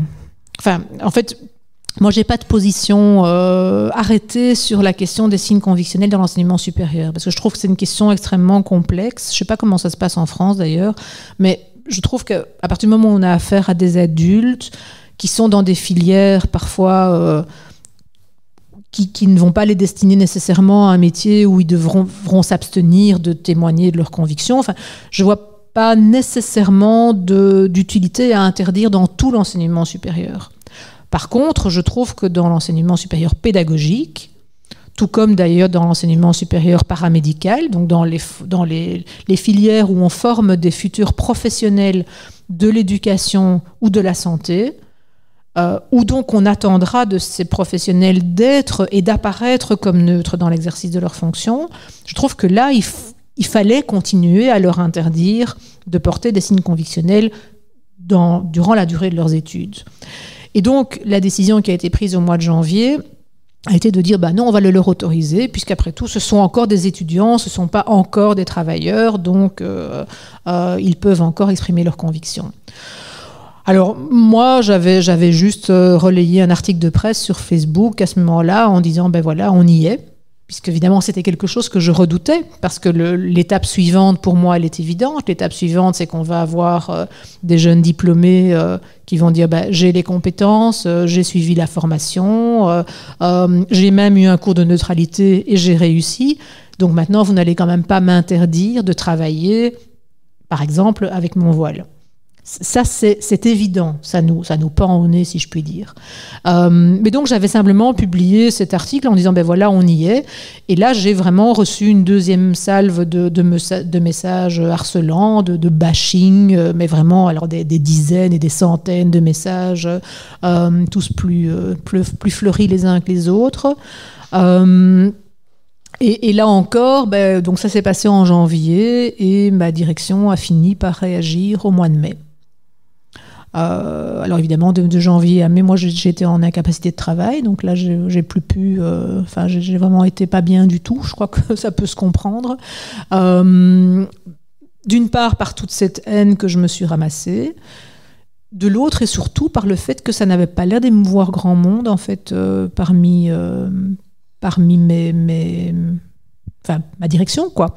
Là où j'aurais dû, je trouve, être soutenue fermement, il y a eu beaucoup d'attentisme, beaucoup d'hésitation, beaucoup de ce que moi je qualifie de lâcheté, jusqu'à ce que finalement, ce soit parce que mon avocate l'a exigé de leur part. Ils ont fini par publier, par envoyer un message à l'ensemble des étudiants et des professeurs pour dire que mon dossier disciplinaire était vierge, que je n'avais pas démérité. Oui, alors là, je saute une étape. En fait, ils ont fait ça parce que dans la foulée de tout ce qui s'est passé, en fait, donc j'ai commencé à un moment donné à m'exprimer dans la presse, à expliquer un petit peu ce qui m'arrivait. Et j'ai eu alors affaire au conseil étudiant. Donc le conseil étudiant, c'est un peu l'équivalent d'un syndicat étudiant. Enfin, c'est un syndicat étudiant. C'est le syndicat étudiant de mon école, qui lui aussi est sorti dans la presse pour annoncer qu'ils avaient voté une motion de défiance vis-à-vis de moi. Parce que chaque année, ils avaient des problèmes avec moi, ils avaient des plaintes me concernant, que j'étais raciste, islamophobe, etc. Enfin bon, bref, des trucs habituels. Et donc là, à ce moment-là, j'ai dit à ma direction, je dis écoutez, ça va plus. Je veux dire, on me salit publiquement. J'aimerais bien savoir s'il y a déjà eu, effectivement, comme le conseil étudiant le prétend, des plaintes contre moi. Ma direction m'avait dit depuis bien longtemps, mais non, il n'y a absolument rien. Mon dossier disciplinaire était vierge. Je leur ai dit, dites-le à tout le monde alors maintenant. Dites-le à toute la communauté étudiante et à mes collègues, parce que ma réputation est évidemment salie. Et donc, ils ont fini par le faire, mais on était très, très avant dans le mois de mai. Donc, on ne peut pas dire que la réaction était fulgurante. Et évidemment, si on revient au mois d'octobre et le contexte de l'affaire Paty, je pense qu'on peut comprendre aussi qu'à ce moment-là, moi, j'ai vraiment craint pour ma vie. Je veux dire, le fait de recevoir des menaces et des propos qui ressemblaient quand même très fort à ce que Samuel Paty avait reçu lui aussi de la part de certains acteurs de l'affaire, m'a fait me dire, moi, je ne suis plus en sécurité dans mon école, en fait. Tout le monde sait quelle tête j'ai, tout le monde sait où j'enseigne. Je veux dire, il suffit d'un fêlé du même style que celui qui a réglé son compte à Samuel Paty, et moi non plus, je ne suis plus de ce monde, quoi. Donc voilà, ça c'est ce qui m'est arrivé en gros, et qui fait que j'ai décidé de ne plus enseigner parce que c'était devenu juste impossible pour moi de retourner dans cette école-là, dans ce milieu-là, avec ces étudiants-là, cette direction-là, de me dire, voilà, je suis toute seule, en fait. Et je pense que ça a beaucoup à voir avec tout ce que je vous ai dit dans la première partie de mon intervention, en fait. C'est-à-dire que ce que je défends me paraît toujours, en fait, extrêmement... peut-être pas consensuel, mais normal en France. Mon discours est un discours, je pense, de laïque française. Sauf que pas de chance, je suis belge. Alors je sais très bien qu'en France, tout le monde ne partage pas non plus les positions d'une Caroline Fourest, d'un Henri Pénard-Ruiz, d'une Catherine Kinsler, ou des gens comme ça, mais qui sont mes références intellectuelles à moi. Et il y a quand même une pensée laïque française qui trouve à se déployer et qui est légitime. Pas pour tout le monde, mais qui a une légitimité. En Belgique, j'ai l'impression d'être beaucoup plus isolée, en fait. Parce que justement, trop radical par rapport à ce qui est considéré comme le juste milieu ou la norme en termes de positionnement en Belgique, en fait. Et donc, je pense que si Samuel Paty n'a pas été soutenu comme il le fallait, il fallait certainement pas s'attendre à ce que moi je le sois plus. Forcément, je dirais en Belgique, ce que je dis est encore moins consensuel que ce que disent d'autres laïcs du même genre que moi, je dirais, en France. Et en même temps, ce qui continue à me paraître aujourd'hui profondément injuste, c'est qu'en fait, les idées que je défends concernant l'enseignement, en fait, c'était exactement ce que mon école appliquait jusqu'au mois de janvier. L'interdiction des signes convictionnels, c'était comme ça. C'était le règlement de mon école, auquel je ne suis pour rien. Je suis arrivée il y a 10 ans dans cette école, c'était déjà comme ça. Et donc, en fait, je ne faisais jamais que défendre le statu quo. Donc, ça n'avait rien de révolutionnaire. Je ne prenais pas une position qui demandait à ce que soit modifié le fonctionnement de mon école. Il me convenait très bien tel qu'il était. Et malgré tout, je me suis retrouvée isolée, comme si je défendais des positions pas du tout consensuelles, extrêmement controversées, etc. Dans la lignée de Samuel Paty, il y a Didier Lemaire. Oui, tout à fait. Voilà. Attrape, oui, je sais. Qui est maintenant sous protection policière. Il y a de plus en plus d'enseignants qui subissent ça aussi. Voilà. Et moi, j'ai en mémoire le rapport Jean-Pierre Aubin, qui était inspecteur de l'Éducation nationale et qui avait déjà alerté il y a plus de 20 ans sur le danger de l'islamisation dans des écoles à Roubaix. Non, en effet, je pense qu'on ne peut pas dire qu'on ne sait pas, mais vous savez, on dira toujours que la Belgique n'est pas la France, jusqu'au moment où il se passera la même chose en Belgique qu'en France, parce que je ne pense pas que la Belgique aille mieux que la France. Mais je pense qu'on est tétanisé, terrorisé à l'idée de pouvoir être accusé de mettre tous les musulmans dans le même sac. En fait, moi, c'est quelque chose qui me frappe, et je ne mets évidemment pas tous les musulmans dans le même sac, je précise, pour le cas où ce serait utile. Mais ça me frappe, par exemple, suite aux attentats, aux différents attentats. En fait, la réaction, ça a toujours été de dire pas d'amalgame. Enfin, ce qui est tout à fait juste, évidemment, il ne faut pas faire d'amalgame. Mais ce pas d'amalgame, je trouve, a dominé le discours public en Belgique au détriment de l'analyse de ce qui avait pu produire ce phénomène de l'islam radical et de l'islam violent. Donc on est resté calé sur ce... Oui, mais enfin bon, la plupart ne sont pas comme ça. Oui, d'accord, c'est vrai, c'est évident, la plupart ne sont pas comme ça, évidemment. Mais il y a quand même un phénomène d'islam radical grandissant. Il y a une pensée islamiste qui se déploie de plus en plus, et on l'a vu encore aujourd'hui avec cette campagne scandaleuse qui fait du hijab le symbole de la liberté. Enfin, c'est ahurissant. Enfin, je veux dire, parfois on se demande, on nous parle de mondialisation. Enfin, moi, depuis que j'ai 20 ans, on me parle de la mondialisation, et en même temps, cette mondialisation, on fait comme si tout d'un coup elle n'existait plus quand il s'agit de phénomènes géopolitiques. L'islam politique, il est agissant partout dans le monde musulman. Et on a affaire ici à des élites occidentales qui nous disent « Oui, mais ça, c'est là-bas. L'Afghanistan, l'Iran, le Yémen, c'est pas chez nous, ça n'a rien à voir. » Ben, si, ça a à voir, bien sûr que ça a à voir. Je veux dire, les idées se diffusent, elles n'ont pas de frontières, encore beaucoup moins aujourd'hui qu'hier. Et donc, on sait très bien que l'islam politique, il a pris sa source en Égypte, et que quand Tariq Ramadan est arrivé jusqu'ici, en Suisse, en France, en Belgique, etc., enfin, nourri de cette idéologie née en Égypte. Donc, les idées voyagent, les idées se propagent. Et on fait comme si, quand on parle de... notamment du voile en tant que signe politique fort d'islamisme, comme si ça ne valait que pour les pays où les femmes sont contraintes de le porter. Mais comme si, tout d'un coup, une fois qu'on a passé une frontière, là, c'est tout à fait différent. Comment est-ce que ça pourrait être tout à fait différent? Que ce soit pas entièrement la même chose, je veux bien le concevoir, mais ça reste un symbole. Ça reste un symbole fort, ça veut dire quelque chose. Même si les filles qui le portent n'en sont pas toujours conscientes. Il y a des œillères qui ne tombent pas.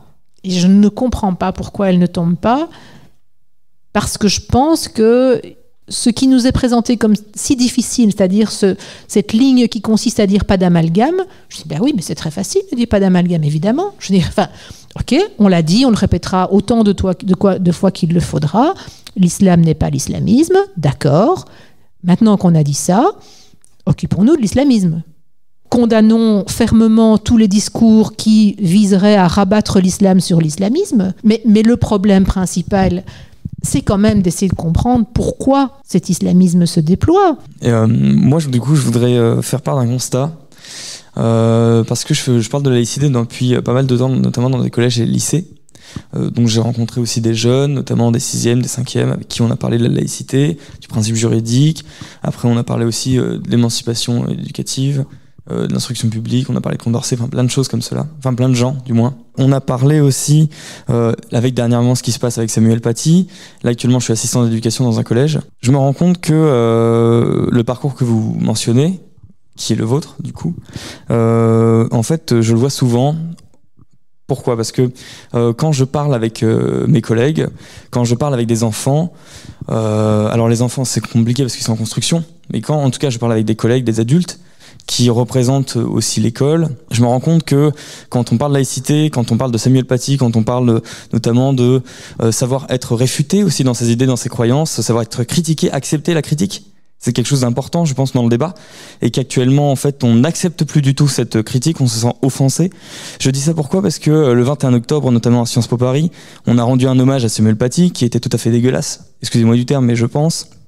Parce que il y a eu des intervenants, mais pour rendre hommage à Samuel Paty, ils ont parlé des caricatures qu'il a montrées intrinsèquement racistes, qui est une violence symbolique envers les familles musulmanes. Et je me suis dit, alors, c'est d'accord, on peut avoir des analyses dessus, mais je trouve que la démarche est très douteuse. On rend hommage à une personne qui a été décapitée pour ses idées, pour avoir montré une caricature, alors que dans le débat, il aurait peut-être aurait fallu de dire, je ne suis pas forcément d'accord, mais bref, on sera sûrement d'accord sur ce principe, mais que du coup, pour lui rendre hommage, on se dit, bon, on va débattre maintenant, alors qu'il est mort, et on va mentionner que, si regardez, finalement, les images, elles sont intrinsèquement racistes, c'est une violence symbolique pour les musulmans. En tout cas, ce constat-là, c'est que je trouve ça vraiment assez incroyable, notamment en France et en ce moment, de voir cette démarche. Vous parlez du wokisme et tout cela. J'ai manifesté aussi dans des syndicats d'extrême gauche à Paris, où quand je disais que j'aimais la laïcité, la République, je me suis fait des droitards. Et en même temps, du coup, je les comprends un peu mieux. Hein.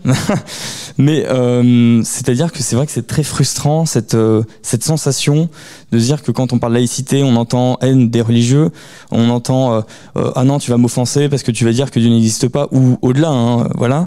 Ce que disait Aristide Briand, c'est quelque chose qui me rappelle une fameuse phrase d'Aristide Briand. La loi doit protéger la foi aussi longtemps que la foi ne prétendra pas dire la loi. Et foncièrement, je trouve ça très juste, et surtout en ce moment, alors que ces mouvements sont de plus en plus, et notamment, comme vous l'avez mentionné, avec la Commission européenne, Free Hijab, qui effectivement... Merci, Conseil de l'Europe. Donc voilà, c'est un constat que je reconnais, et que en tout cas, voilà, c'est beaucoup de soutien pour vous, et pour aussi les autres personnes qui en souffrent quotidiennement. Oui, merci. Je voudrais juste peut-être corriger une chose parce que ça me tient à cœur. Vous avez dit de Samuel Paty qu'il était mort pour ses idées. Ben, en fait, je pense pas. Enfin, je sais pas. Je sais même pas. Enfin, pour moi, il est mort parce qu'il faisait son boulot, tout simplement. On sait même pas ce qu'il pensait de ces caricatures. Simplement, il a fait son job de prof, c'est-à-dire qu'il s'est emparé d'une question qui vit dans le débat public et il l'a soumise à ses élèves. Il leur a montré des choses qui paraissaient dans la presse, parce que la presse est libre, je suppose, pour essayer de susciter leur réflexion sur la liberté d'expression et ses limites. Je veux dire, voilà, on n'en sait pas plus.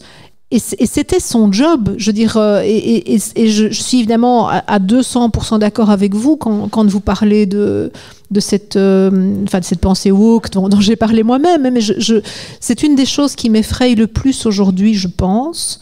Le fait qu'on est occupé à fabriquer des générations de narcisses. Des générations de narcisses qui ne supportent plus d'être bousculées, en fait. Et on est à milieu, là, je pense, de ce qui fait la mission première, en fait, de l'enseignement, c'est-à-dire l'émancipation. On n'émancipe pas, on n'émancipe pas les gens en les dorlotant, en leur préparant un petit cocon dans lequel ils sont bien au chaud, dans lequel ils se sentent bien, dans lequel ils sont jamais mal à l'aise, jamais interpellés, jamais bousculés. Non, l'émancipation, c'est des coups de pied au cul aussi, hein. Mais c'est vrai, c'est pense par toi-même, quoi. Réfléchis, remets en question. Oui, je te choque, oui, je t'embête avec ce que j'ai dit, mais réfléchis quand même, creuse un peu. Demande-toi s'il n'y a pas un fond de vérité quand même. Et après, peut-être que ça ne marchera pas, ou peut-être que ça marchera et que l'autre aura trituré cette idée et dira non, mais on n'est quand même toujours pas d'accord. Mais il n'y a pas de droit, ou il ne devrait pas y avoir de droit à ne pas être offensé. Je trouve qu'on confond, en fait, on mélange des choses qui n'ont rien à voir. Je veux dire, on parle par exemple beaucoup de violence symbolique. Mais n'importe quoi devient une violence symbolique. Alors qu'en fait, la violence, c'est terrible. Enfin, je veux dire, on peut pas comparer le fait de se faire agresser physiquement et le fait que quelqu'un dessine le prophète et vous le balance sous les yeux. Enfin, je veux dire, ça n'est une violence symbolique que si on ne sait plus du tout de quoi on parle, enfin. Mais je crois que malheureusement, il y a quelque chose qui dépasse de loin la question de l'enseignement. C'est quelque chose de sociétal, de générationnel. Ça nous vient des États-Unis. C'est cette idée que nous aurions, nous adultes, pour mission de protéger, au sens le plus large du terme, les petits êtres fragiles qui nous sont confiés. Alors, je vais faire ma vieille réac, mais je pense que parfois, notre mission d'adulte, c'est de préparer aussi les jeunes qui nous sont confiés à aller vivre leur vie dans le grand monde. Et le grand monde, c'est pas le cocon. Je veux dire, ça nécessite d'être armé, d'être outillé intellectuellement, d'être capable d'argumenter, de se défendre, mais pour ça aussi d'encaisser des choses qui ne sont pas des violences symboliques, qui sont juste des contradictions. Je veux dire, l'humanité, elle n'a pu évoluer, elle n'a pu en être où elle est aujourd'hui, où elle en était hier, que grâce au fait qu'il y a toute une série de gens qui ont eu l'outrecuidance de dire « je ne suis pas d'accord avec vous, je ne suis pas d'accord avec mes prédécesseurs ». Il y a peut-être un grand ponte de médecine ou de physique ou d'astrophysique ou de je sais pas quoi qui a fait tel calcul 100 fois et qui est arrivé à telle conclusion, mais moi je crois qu'il s'est trompé. Et je vais les refaire pour la 101e. Bingo, je me rends compte qu'en fait j'avais raison, il s'est trompé. Aujourd'hui, je crois qu'on aurait tendance parfois à dire non mais on peut pas, on peut pas toucher, attends, c'est quand même un grand pont de 2 et puis attends, ça c'est pas gentil pour lui quand même, hein, un peu de respect. Mais non, pas de respect. Je veux dire, les idées humaines n'évoluent que parce qu'à un moment donné, on se donne le droit de ne pas les respecter. Depuis quand est-ce qu'il faut respecter une idée ? Il faut respecter les gens, évidemment, inconditionnellement. Les gens, oui. Mais les idées, elles sont faites pour être triturées. Elles sont faites pour qu'on s'en empare, pour qu'on se dise tiens, là je suis d'accord, là je suis pas d'accord du tout, là je trouve ça complètement idiot, ça tient pas la route, il y a une erreur de raisonnement. Enfin, c'est ça l'humanité, c'est ça toute sa gloire, toute sa beauté. Sinon on serait toujours des Cro-Magnons. Hein.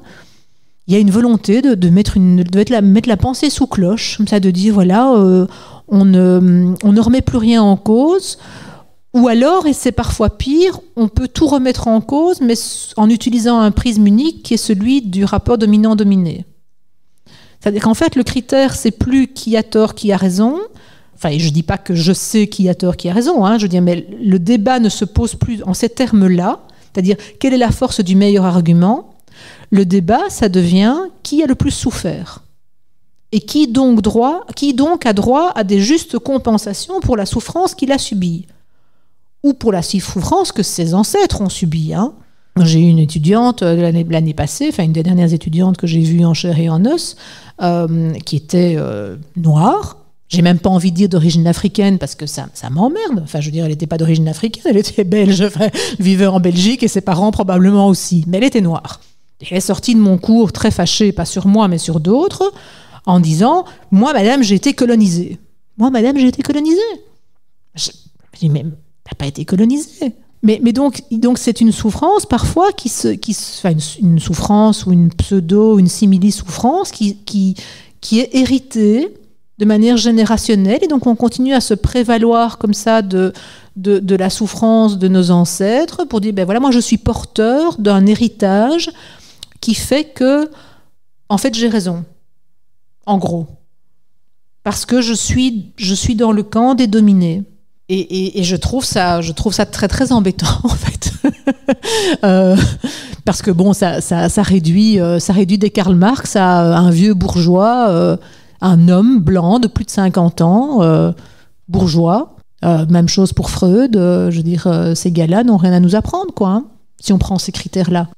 Enfin voilà, je sais pas, je m'égare peut-être un peu, je m'anime en tout cas beaucoup, mais c'est vrai que ce remplacement de l'analyse rationnelle par l'analyse, j'allais dire mémorielle, mais c'est pas ça, c'est plutôt vraiment qui a souffert, qui est discriminé, qui est victime, risque de faire passer à la trappe toute une série d'idées qui sont des idées majeures, simplement parce qu'elles ne sont pas portées par les bonnes personnes. Oui, moi je voudrais revenir sur la mise sous cloche, en fait. On parle de la mise sous cloche par rapport à une religion musulmane, mais dans d'autres religions, il me semble qu'il y a beaucoup de mise sous cloche également. Donc je vais parler peut-être du catholicisme, avec le Vatican et tout ce qu'on entend en ce moment, avec les problèmes qui ont été mis sous cloche depuis bien plus longtemps. On peut parler de la religion juive, voilà. Enfin, ce sont des histoires également des gens ont vécu des choses terribles. Ça peut être des ancêtres, etc., mais qui sont reportés sur les enfants d'aujourd'hui. Et les réactions, alors je ne cautionne pas du tout ce qui s'est passé avec Samuel Paty, bien sûr, mais il faut pas oublier non plus les autres religions où finalement il y a beaucoup de violences qui sont, traduites différemment et qui sont mises sous cloche. Voilà, j'aurais juste qu'on n'oublie pas ça non plus. Non, c'est vrai. C'est vrai que je trouve que la religion musulmane est de suite portée. On parle de laïcité et tout de suite on parle du voile, on parle de tout ça. Mais finalement, on ne parle jamais des autres religions. Oui, alors je comprends tout à fait votre intervention et c'est vrai que disons que je suis partagée. D'une part, j'ai envie de vous dire, oui, c'est vrai, vous avez raison, il y a des problèmes dans les autres religions et je vais y revenir dans un instant. Et d'autre part, je n'ai pas envie non plus de céder à la facilité parce que je pense qu'en effet, il faut être lucide et reconnaître aujourd'hui que la religion qui suscite le plus de questions, voire le plus de problèmes, c'est l'islam, en termes de laïcité. Cela étant, je trouve important de continuer à garder une réflexion générale sur ce qu'est la laïcité d'un point de vue théorique et comment elle doit s'appliquer à toutes les religions. Mais les questions qui se posent et les problèmes qui se posent ne sont pas les mêmes. D'une part, et peut-être que je n'ai pas insisté suffisamment là-dessus tantôt, mais quand je vous ai parlé de la reconnaissance des cultes en Belgique, je vous ai dit que l'islam avait été reconnu en Belgique, ce qui a posé un problème particulier, parce qu'en fait, reconnaître un culte, ça veut dire identifier une autorité religieuse avec laquelle l'État va pouvoir négocier, dialoguer. Or, il n'y a pas d'autorité religieuse en islam, en tout cas en islam sunnite. ce qui est l'islam hyper majoritaire dans le monde, il n'y a pas d'autorité religieuse. Donc la Belgique a constitué ce qu'on a appelé l'exécutif des musulmans de Belgique, qui est l'organe responsable du temporel du culte. Alors pourquoi je dis ça ? Parce que je pense que si on parle des autres religions, en tout cas de la religion catholique, les problèmes, ce sont des problèmes qui se posent de par justement l'autorité religieuse. Je veux dire, c'est le Vatican ou ce sont les autorités religieuses catholiques qui se rendent coupables parfois d'agissements totalement condamnables, scandaleux. Je pense évidemment au scandale de pédophilie dans l'Église, etc., etc. Et qui croient pouvoir se soustraire à la loi commune en disant finalement on va régler ça entre nous. Donc ça pose d'autres problèmes. Ce n'est pas la même chose. Je veux dire, je pense que quand ce à quoi on est confronté de la part de l'islam ou d'un certain islam, c'est à des revendications qui viennent d'en bas, entre guillemets. Ce sont des gens, des croyants, qui disent « moi, au nom de ma religion, je voudrais bien pouvoir faire ça ou je voudrais bien qu'on ne fasse plus ça parce que c'est mon intime conviction, entre guillemets ». Et donc, c'est présenté comme une liberté individuelle.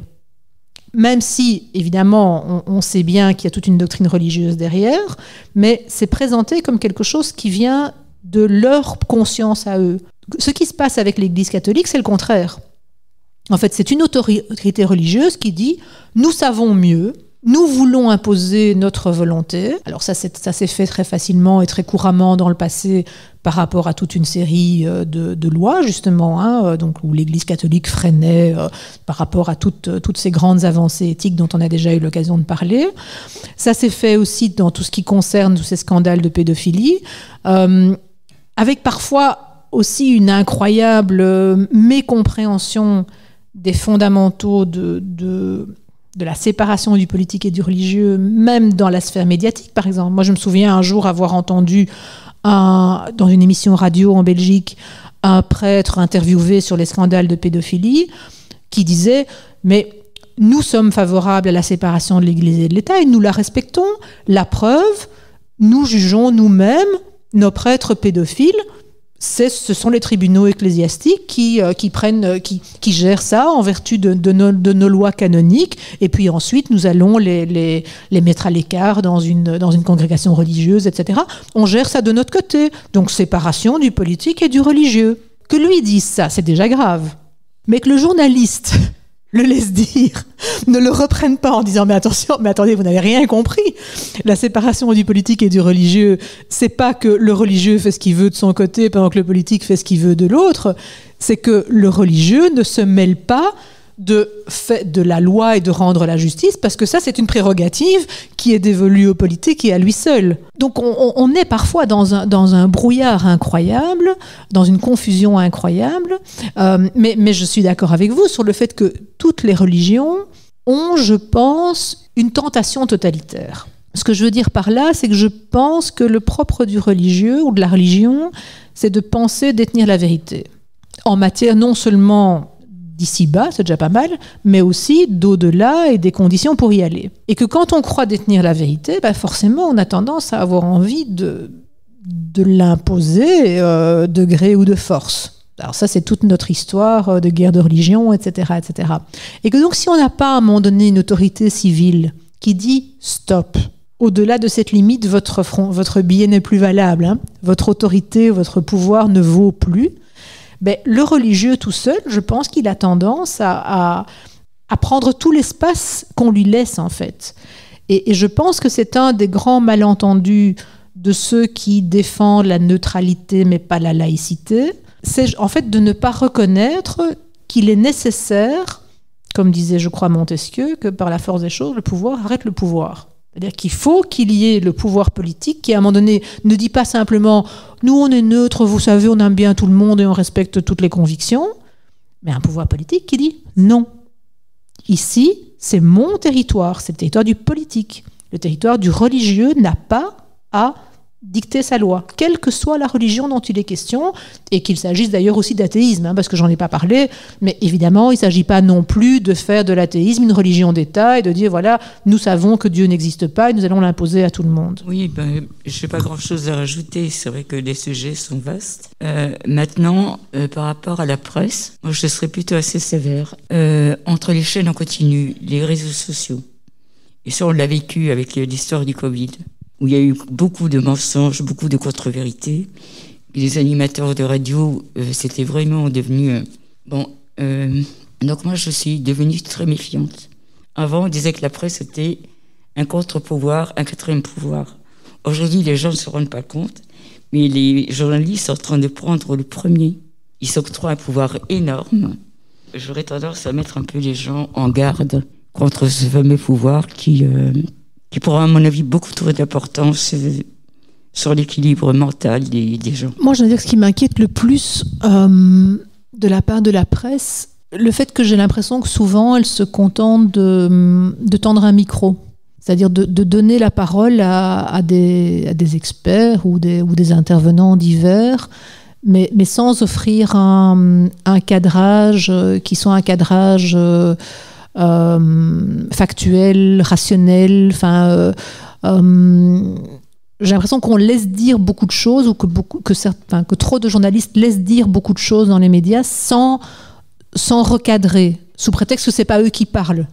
Mais de ce fait-là, on laisse évidemment se répandre des fake news, des choses qui sont scientifiquement complètement à côté de la plaque.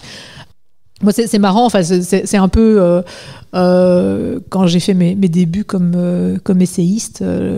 Donc le premier livre que j'ai écrit, c'était un livre, j'en avais pas parlé du tout, mais c'était sur le roi Baudouin, donc un des rois des Belges, justement qui était extrêmement croyant, très catholique et qui a donc pendant tout son règne en fait fait souvent prévaloir ses convictions religieuses sur sa mission de chef de l'État. Notamment, d'ailleurs, par exemple, il a refusé de signer la loi dépénalisant l'avortement au nom du fait qu'en tant que catholique, il ne pouvait pas signer une telle loi. Et donc, ça a donné lieu à une crise majeure en Belgique où on a trouvé une solution, un bricolage dont nous sommes friands. Donc, on a mis notre roi en incapacité temporaire de règne. Mais c'est vrai, pendant 36 heures, si je me souviens bien. Donc, on a décrété qu'il n'était plus en état de régner, ce qui a permis de voter la loi. Et quand elle était votée, hop, il était de nouveau en état de régner, c'est merveilleux, il était revenu sur son trône, c'est formidable, voilà. Et il n'avait pas dû citer la loi, signer la loi. Mais donc, pourquoi je vous parle de ça ? Parce qu'en fait, c'est en fait cette histoire de Baudouin, ça a été un peu la façon dont je suis tombée dans la laïcité, en fait. Puisqu'en fait, 10 ans après le décès du roi Baudouin, on m'a demandé d'écrire un livre sur son règne, mais qui soit pas un livre hagiographique, qui soit un livre qui dénonce un petit peu justement les aspects un petit peu plus problématiques de son règne. Et en fait, donc j'ai écrit ce livre, mais qui était mon premier. Donc moi j'étais toute très impressionnée. Je me disais, waouh, écrire un bouquin sur un sujet qu'au départ, je ne maîtrise pas des masses quand même. Enfin, je m'étais bien documentée et tout, évidemment.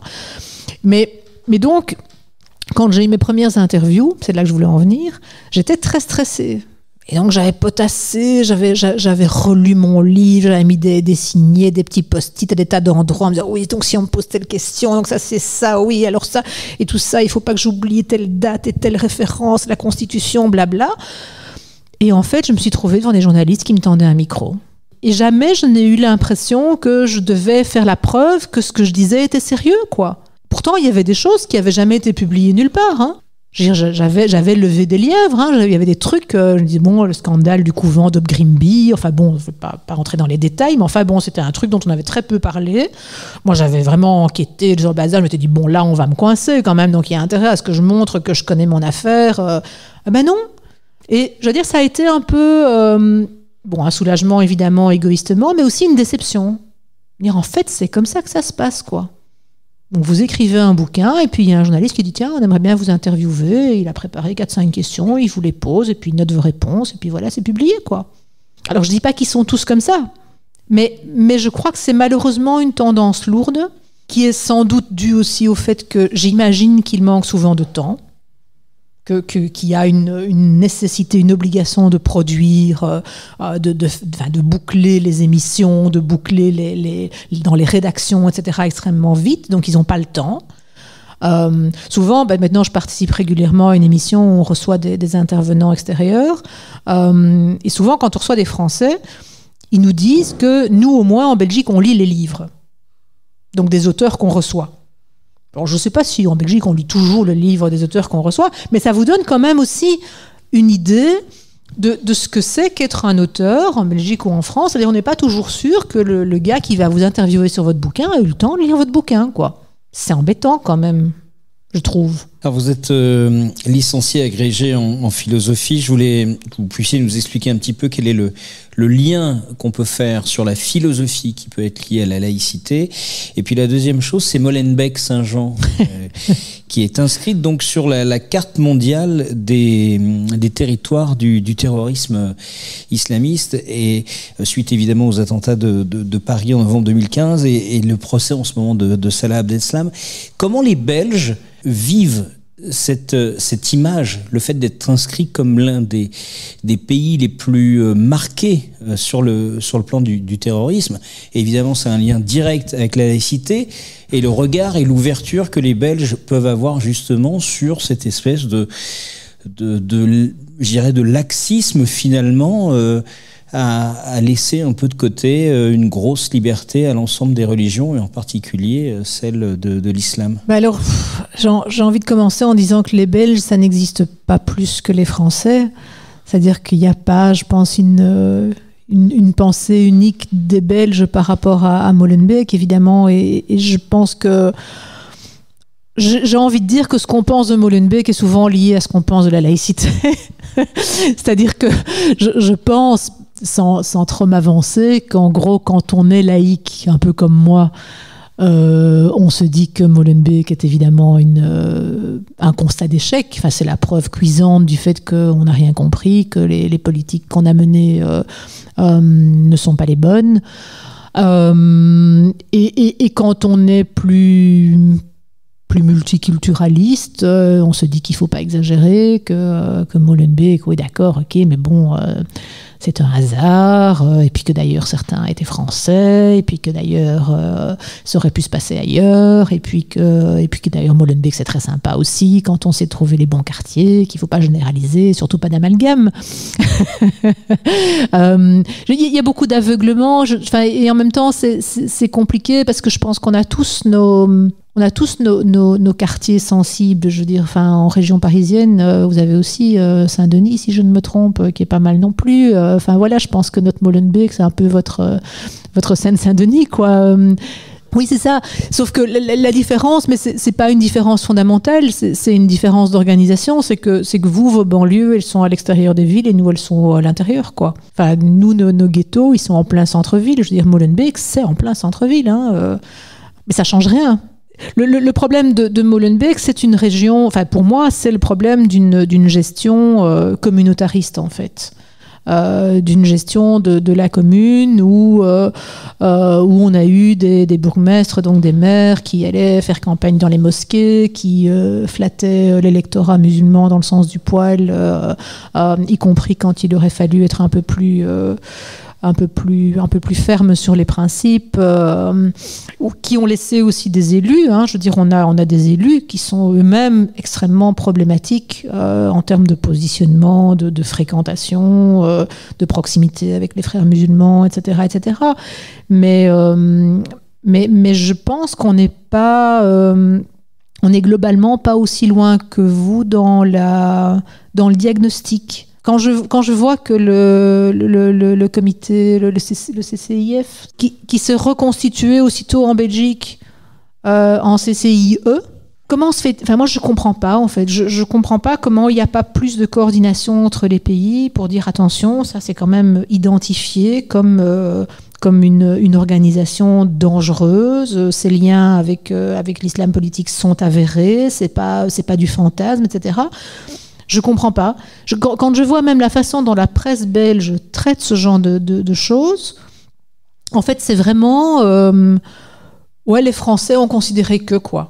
Enfin, du point de vue français, ça coince un peu.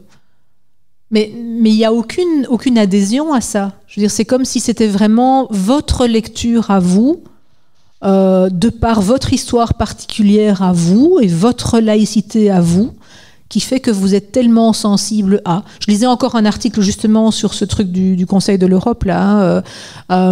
C'était un article de la RTBF, donc la radio publique francophone belge, qui expliquait à quel point c'était la France qui avait fait pression pour que cette campagne soit supprimée, parce qu'en France, la question du hijab était une question très sensible depuis des dizaines d'années, etc. Mais c'était vraiment, vous refilez la patate chaude, quoi. Et ce qui fait peur, c'est que derrière, il y a la Turquie et la Russie. Mais oui, mais c'est pour ça que je ne comprends pas. Je parlais de mondialisation tantôt, mais là encore, je veux dire, mettre en commun nos informations, savoir... À un moment donné, ok, on peut discuter, dans certains cas limites, je comprends qu'on se dise, tiens, est-ce que c'est encore des fréquentables ou est-ce que ça devient des infréquentables? Mais il y a quand même des moments où il doit y avoir des balises, des critères, etc. Donc, je ne comprends pas comment on n'arrive pas à harmoniser si pas nos politiques, au moins nos diagnostics par rapport à certaines mouvances qui peuvent aussi facilement se reconstituer en Belgique, alors qu'elles ont été déclarées comme très clairement dangereuses en France, quoi. Oui, peut-être dans les questions, parce qu'on en va vers la conclusion de notre soirée. Qu'est-ce qu'on peut souhaiter quand même pour la Belgique en termes de laïcité de manière générale? Et vu l'histoire qui t'arrive actuellement, qu'est-ce qu'on peut te souhaiter aussi, et où en es-tu sur les aspects judiciaires qui entraîne un petit peu tout ça, un peu en particulier? Pour mon plan particulier, ça va encore durer quelques années, je pense, puisque j'ai quand même intenté quatre procès, donc au civil et l'un au pénal. Alors le pénal, ça va prendre du temps. Bon, ça c'est évident, ça se compte en années. Le civil, l'un d'entre eux pourrait être réglé au printemps, le premier. Donc j'en ai encore pour quelques années, je crois, de stress. Voilà, oui. Sinon, professionnellement, je me reconstruis. Enfin, je suis contente, je suis heureuse de ce que je fais maintenant. J'ai été engagée dans un service d'études d'un parti politique, plutôt à droite. Forcément, j'ai envie de dire, ça aurait été totalement inimaginable dans la configuration belge qu'un parti de gauche me demande de venir les aider à y voir clair dans des questions de neutralité, d'impartialité, etc., ce qui sont les questions sur lesquelles je travaille. Donc je suis très heureuse dans ce que je fais, j'aime beaucoup. Par contre, j'ai pas digéré ce qui m'est arrivé l'an dernier, donc voilà, mais je vais pas faire ma thérapie ici, là, maintenant, c'est pas vraiment l'endroit. Plus généralement, par rapport à la Belgique, ce qu'on peut souhaiter, je continue à croire quand même, moi, beaucoup à l'éducation. Et donc, je pense que si les choses peuvent changer, ce sera par le biais de l'enseignement. Je suis pas sûre qu'on soit mûr pour prendre le bon chemin dans l'enseignement, vu tout ce que je vous ai expliqué. Mais je crois que si on arrivait demain à avoir ces 2 heures de philosophie et de citoyenneté dans les écoles, ce serait déjà quelque chose de très important. À condition, évidemment, que ce soit couplé aussi avec une réflexion en profondeur sur les missions de l'école. Parce qu'évidemment, il faut pouvoir, dans ces cours d'éducation de la philosophie de la citoyenneté, aborder toutes ces questions qui fâchent. Je veux dire, si c'est pour se dire on va éviter de parler de ce qui fâche ou on va en parler de manière à ne fâcher personne, donc en se mettant d'accord par exemple sur le fait que les caricatures de Charlie Hebdo, c'était quand même un petit peu raciste ou intolérant ou islamophobe, ça va pas du tout évidemment. Donc je pense que ce dont on manque dans la tradition belge et à l'école en particulier, c'est de lieux où on puisse acter notre désaccord. Mais ça veut dire pour ça qu'on doit pouvoir les exprimer, qu'il ne faut pas devoir s'auto-censurer déjà avant même de commencer à exprimer une idée. Il faut pouvoir exprimer ces idées telles qu'elles sont, quitte à se dire « zut, j'ai choqué, je vais reformuler parce que j'ai été mal compris » ou « j'ai choqué, mais tant pis parce que c'est exactement ce que je pense » et si ça choque, c'est bien dommage, mais on va essayer de s'expliquer là-dessus. Et ça, je pense que c'est quelque chose qu'il faut vivifier, en fait, cette capacité d'organiser le débat, d'organiser la controverse, parce qu'il n'y a rien à faire. Si on n'y arrive pas par les mots, on sera de plus en plus soumis à la loi des Kalachnikov. Voilà, il faut qu'on continue et qu'on réapprenne à supporter le désaccord de manière pacifique. Eh bien, merci Nadia Gertz, merci à notre public. Je pense qu'on peut l'applaudir parce que là, tout ça...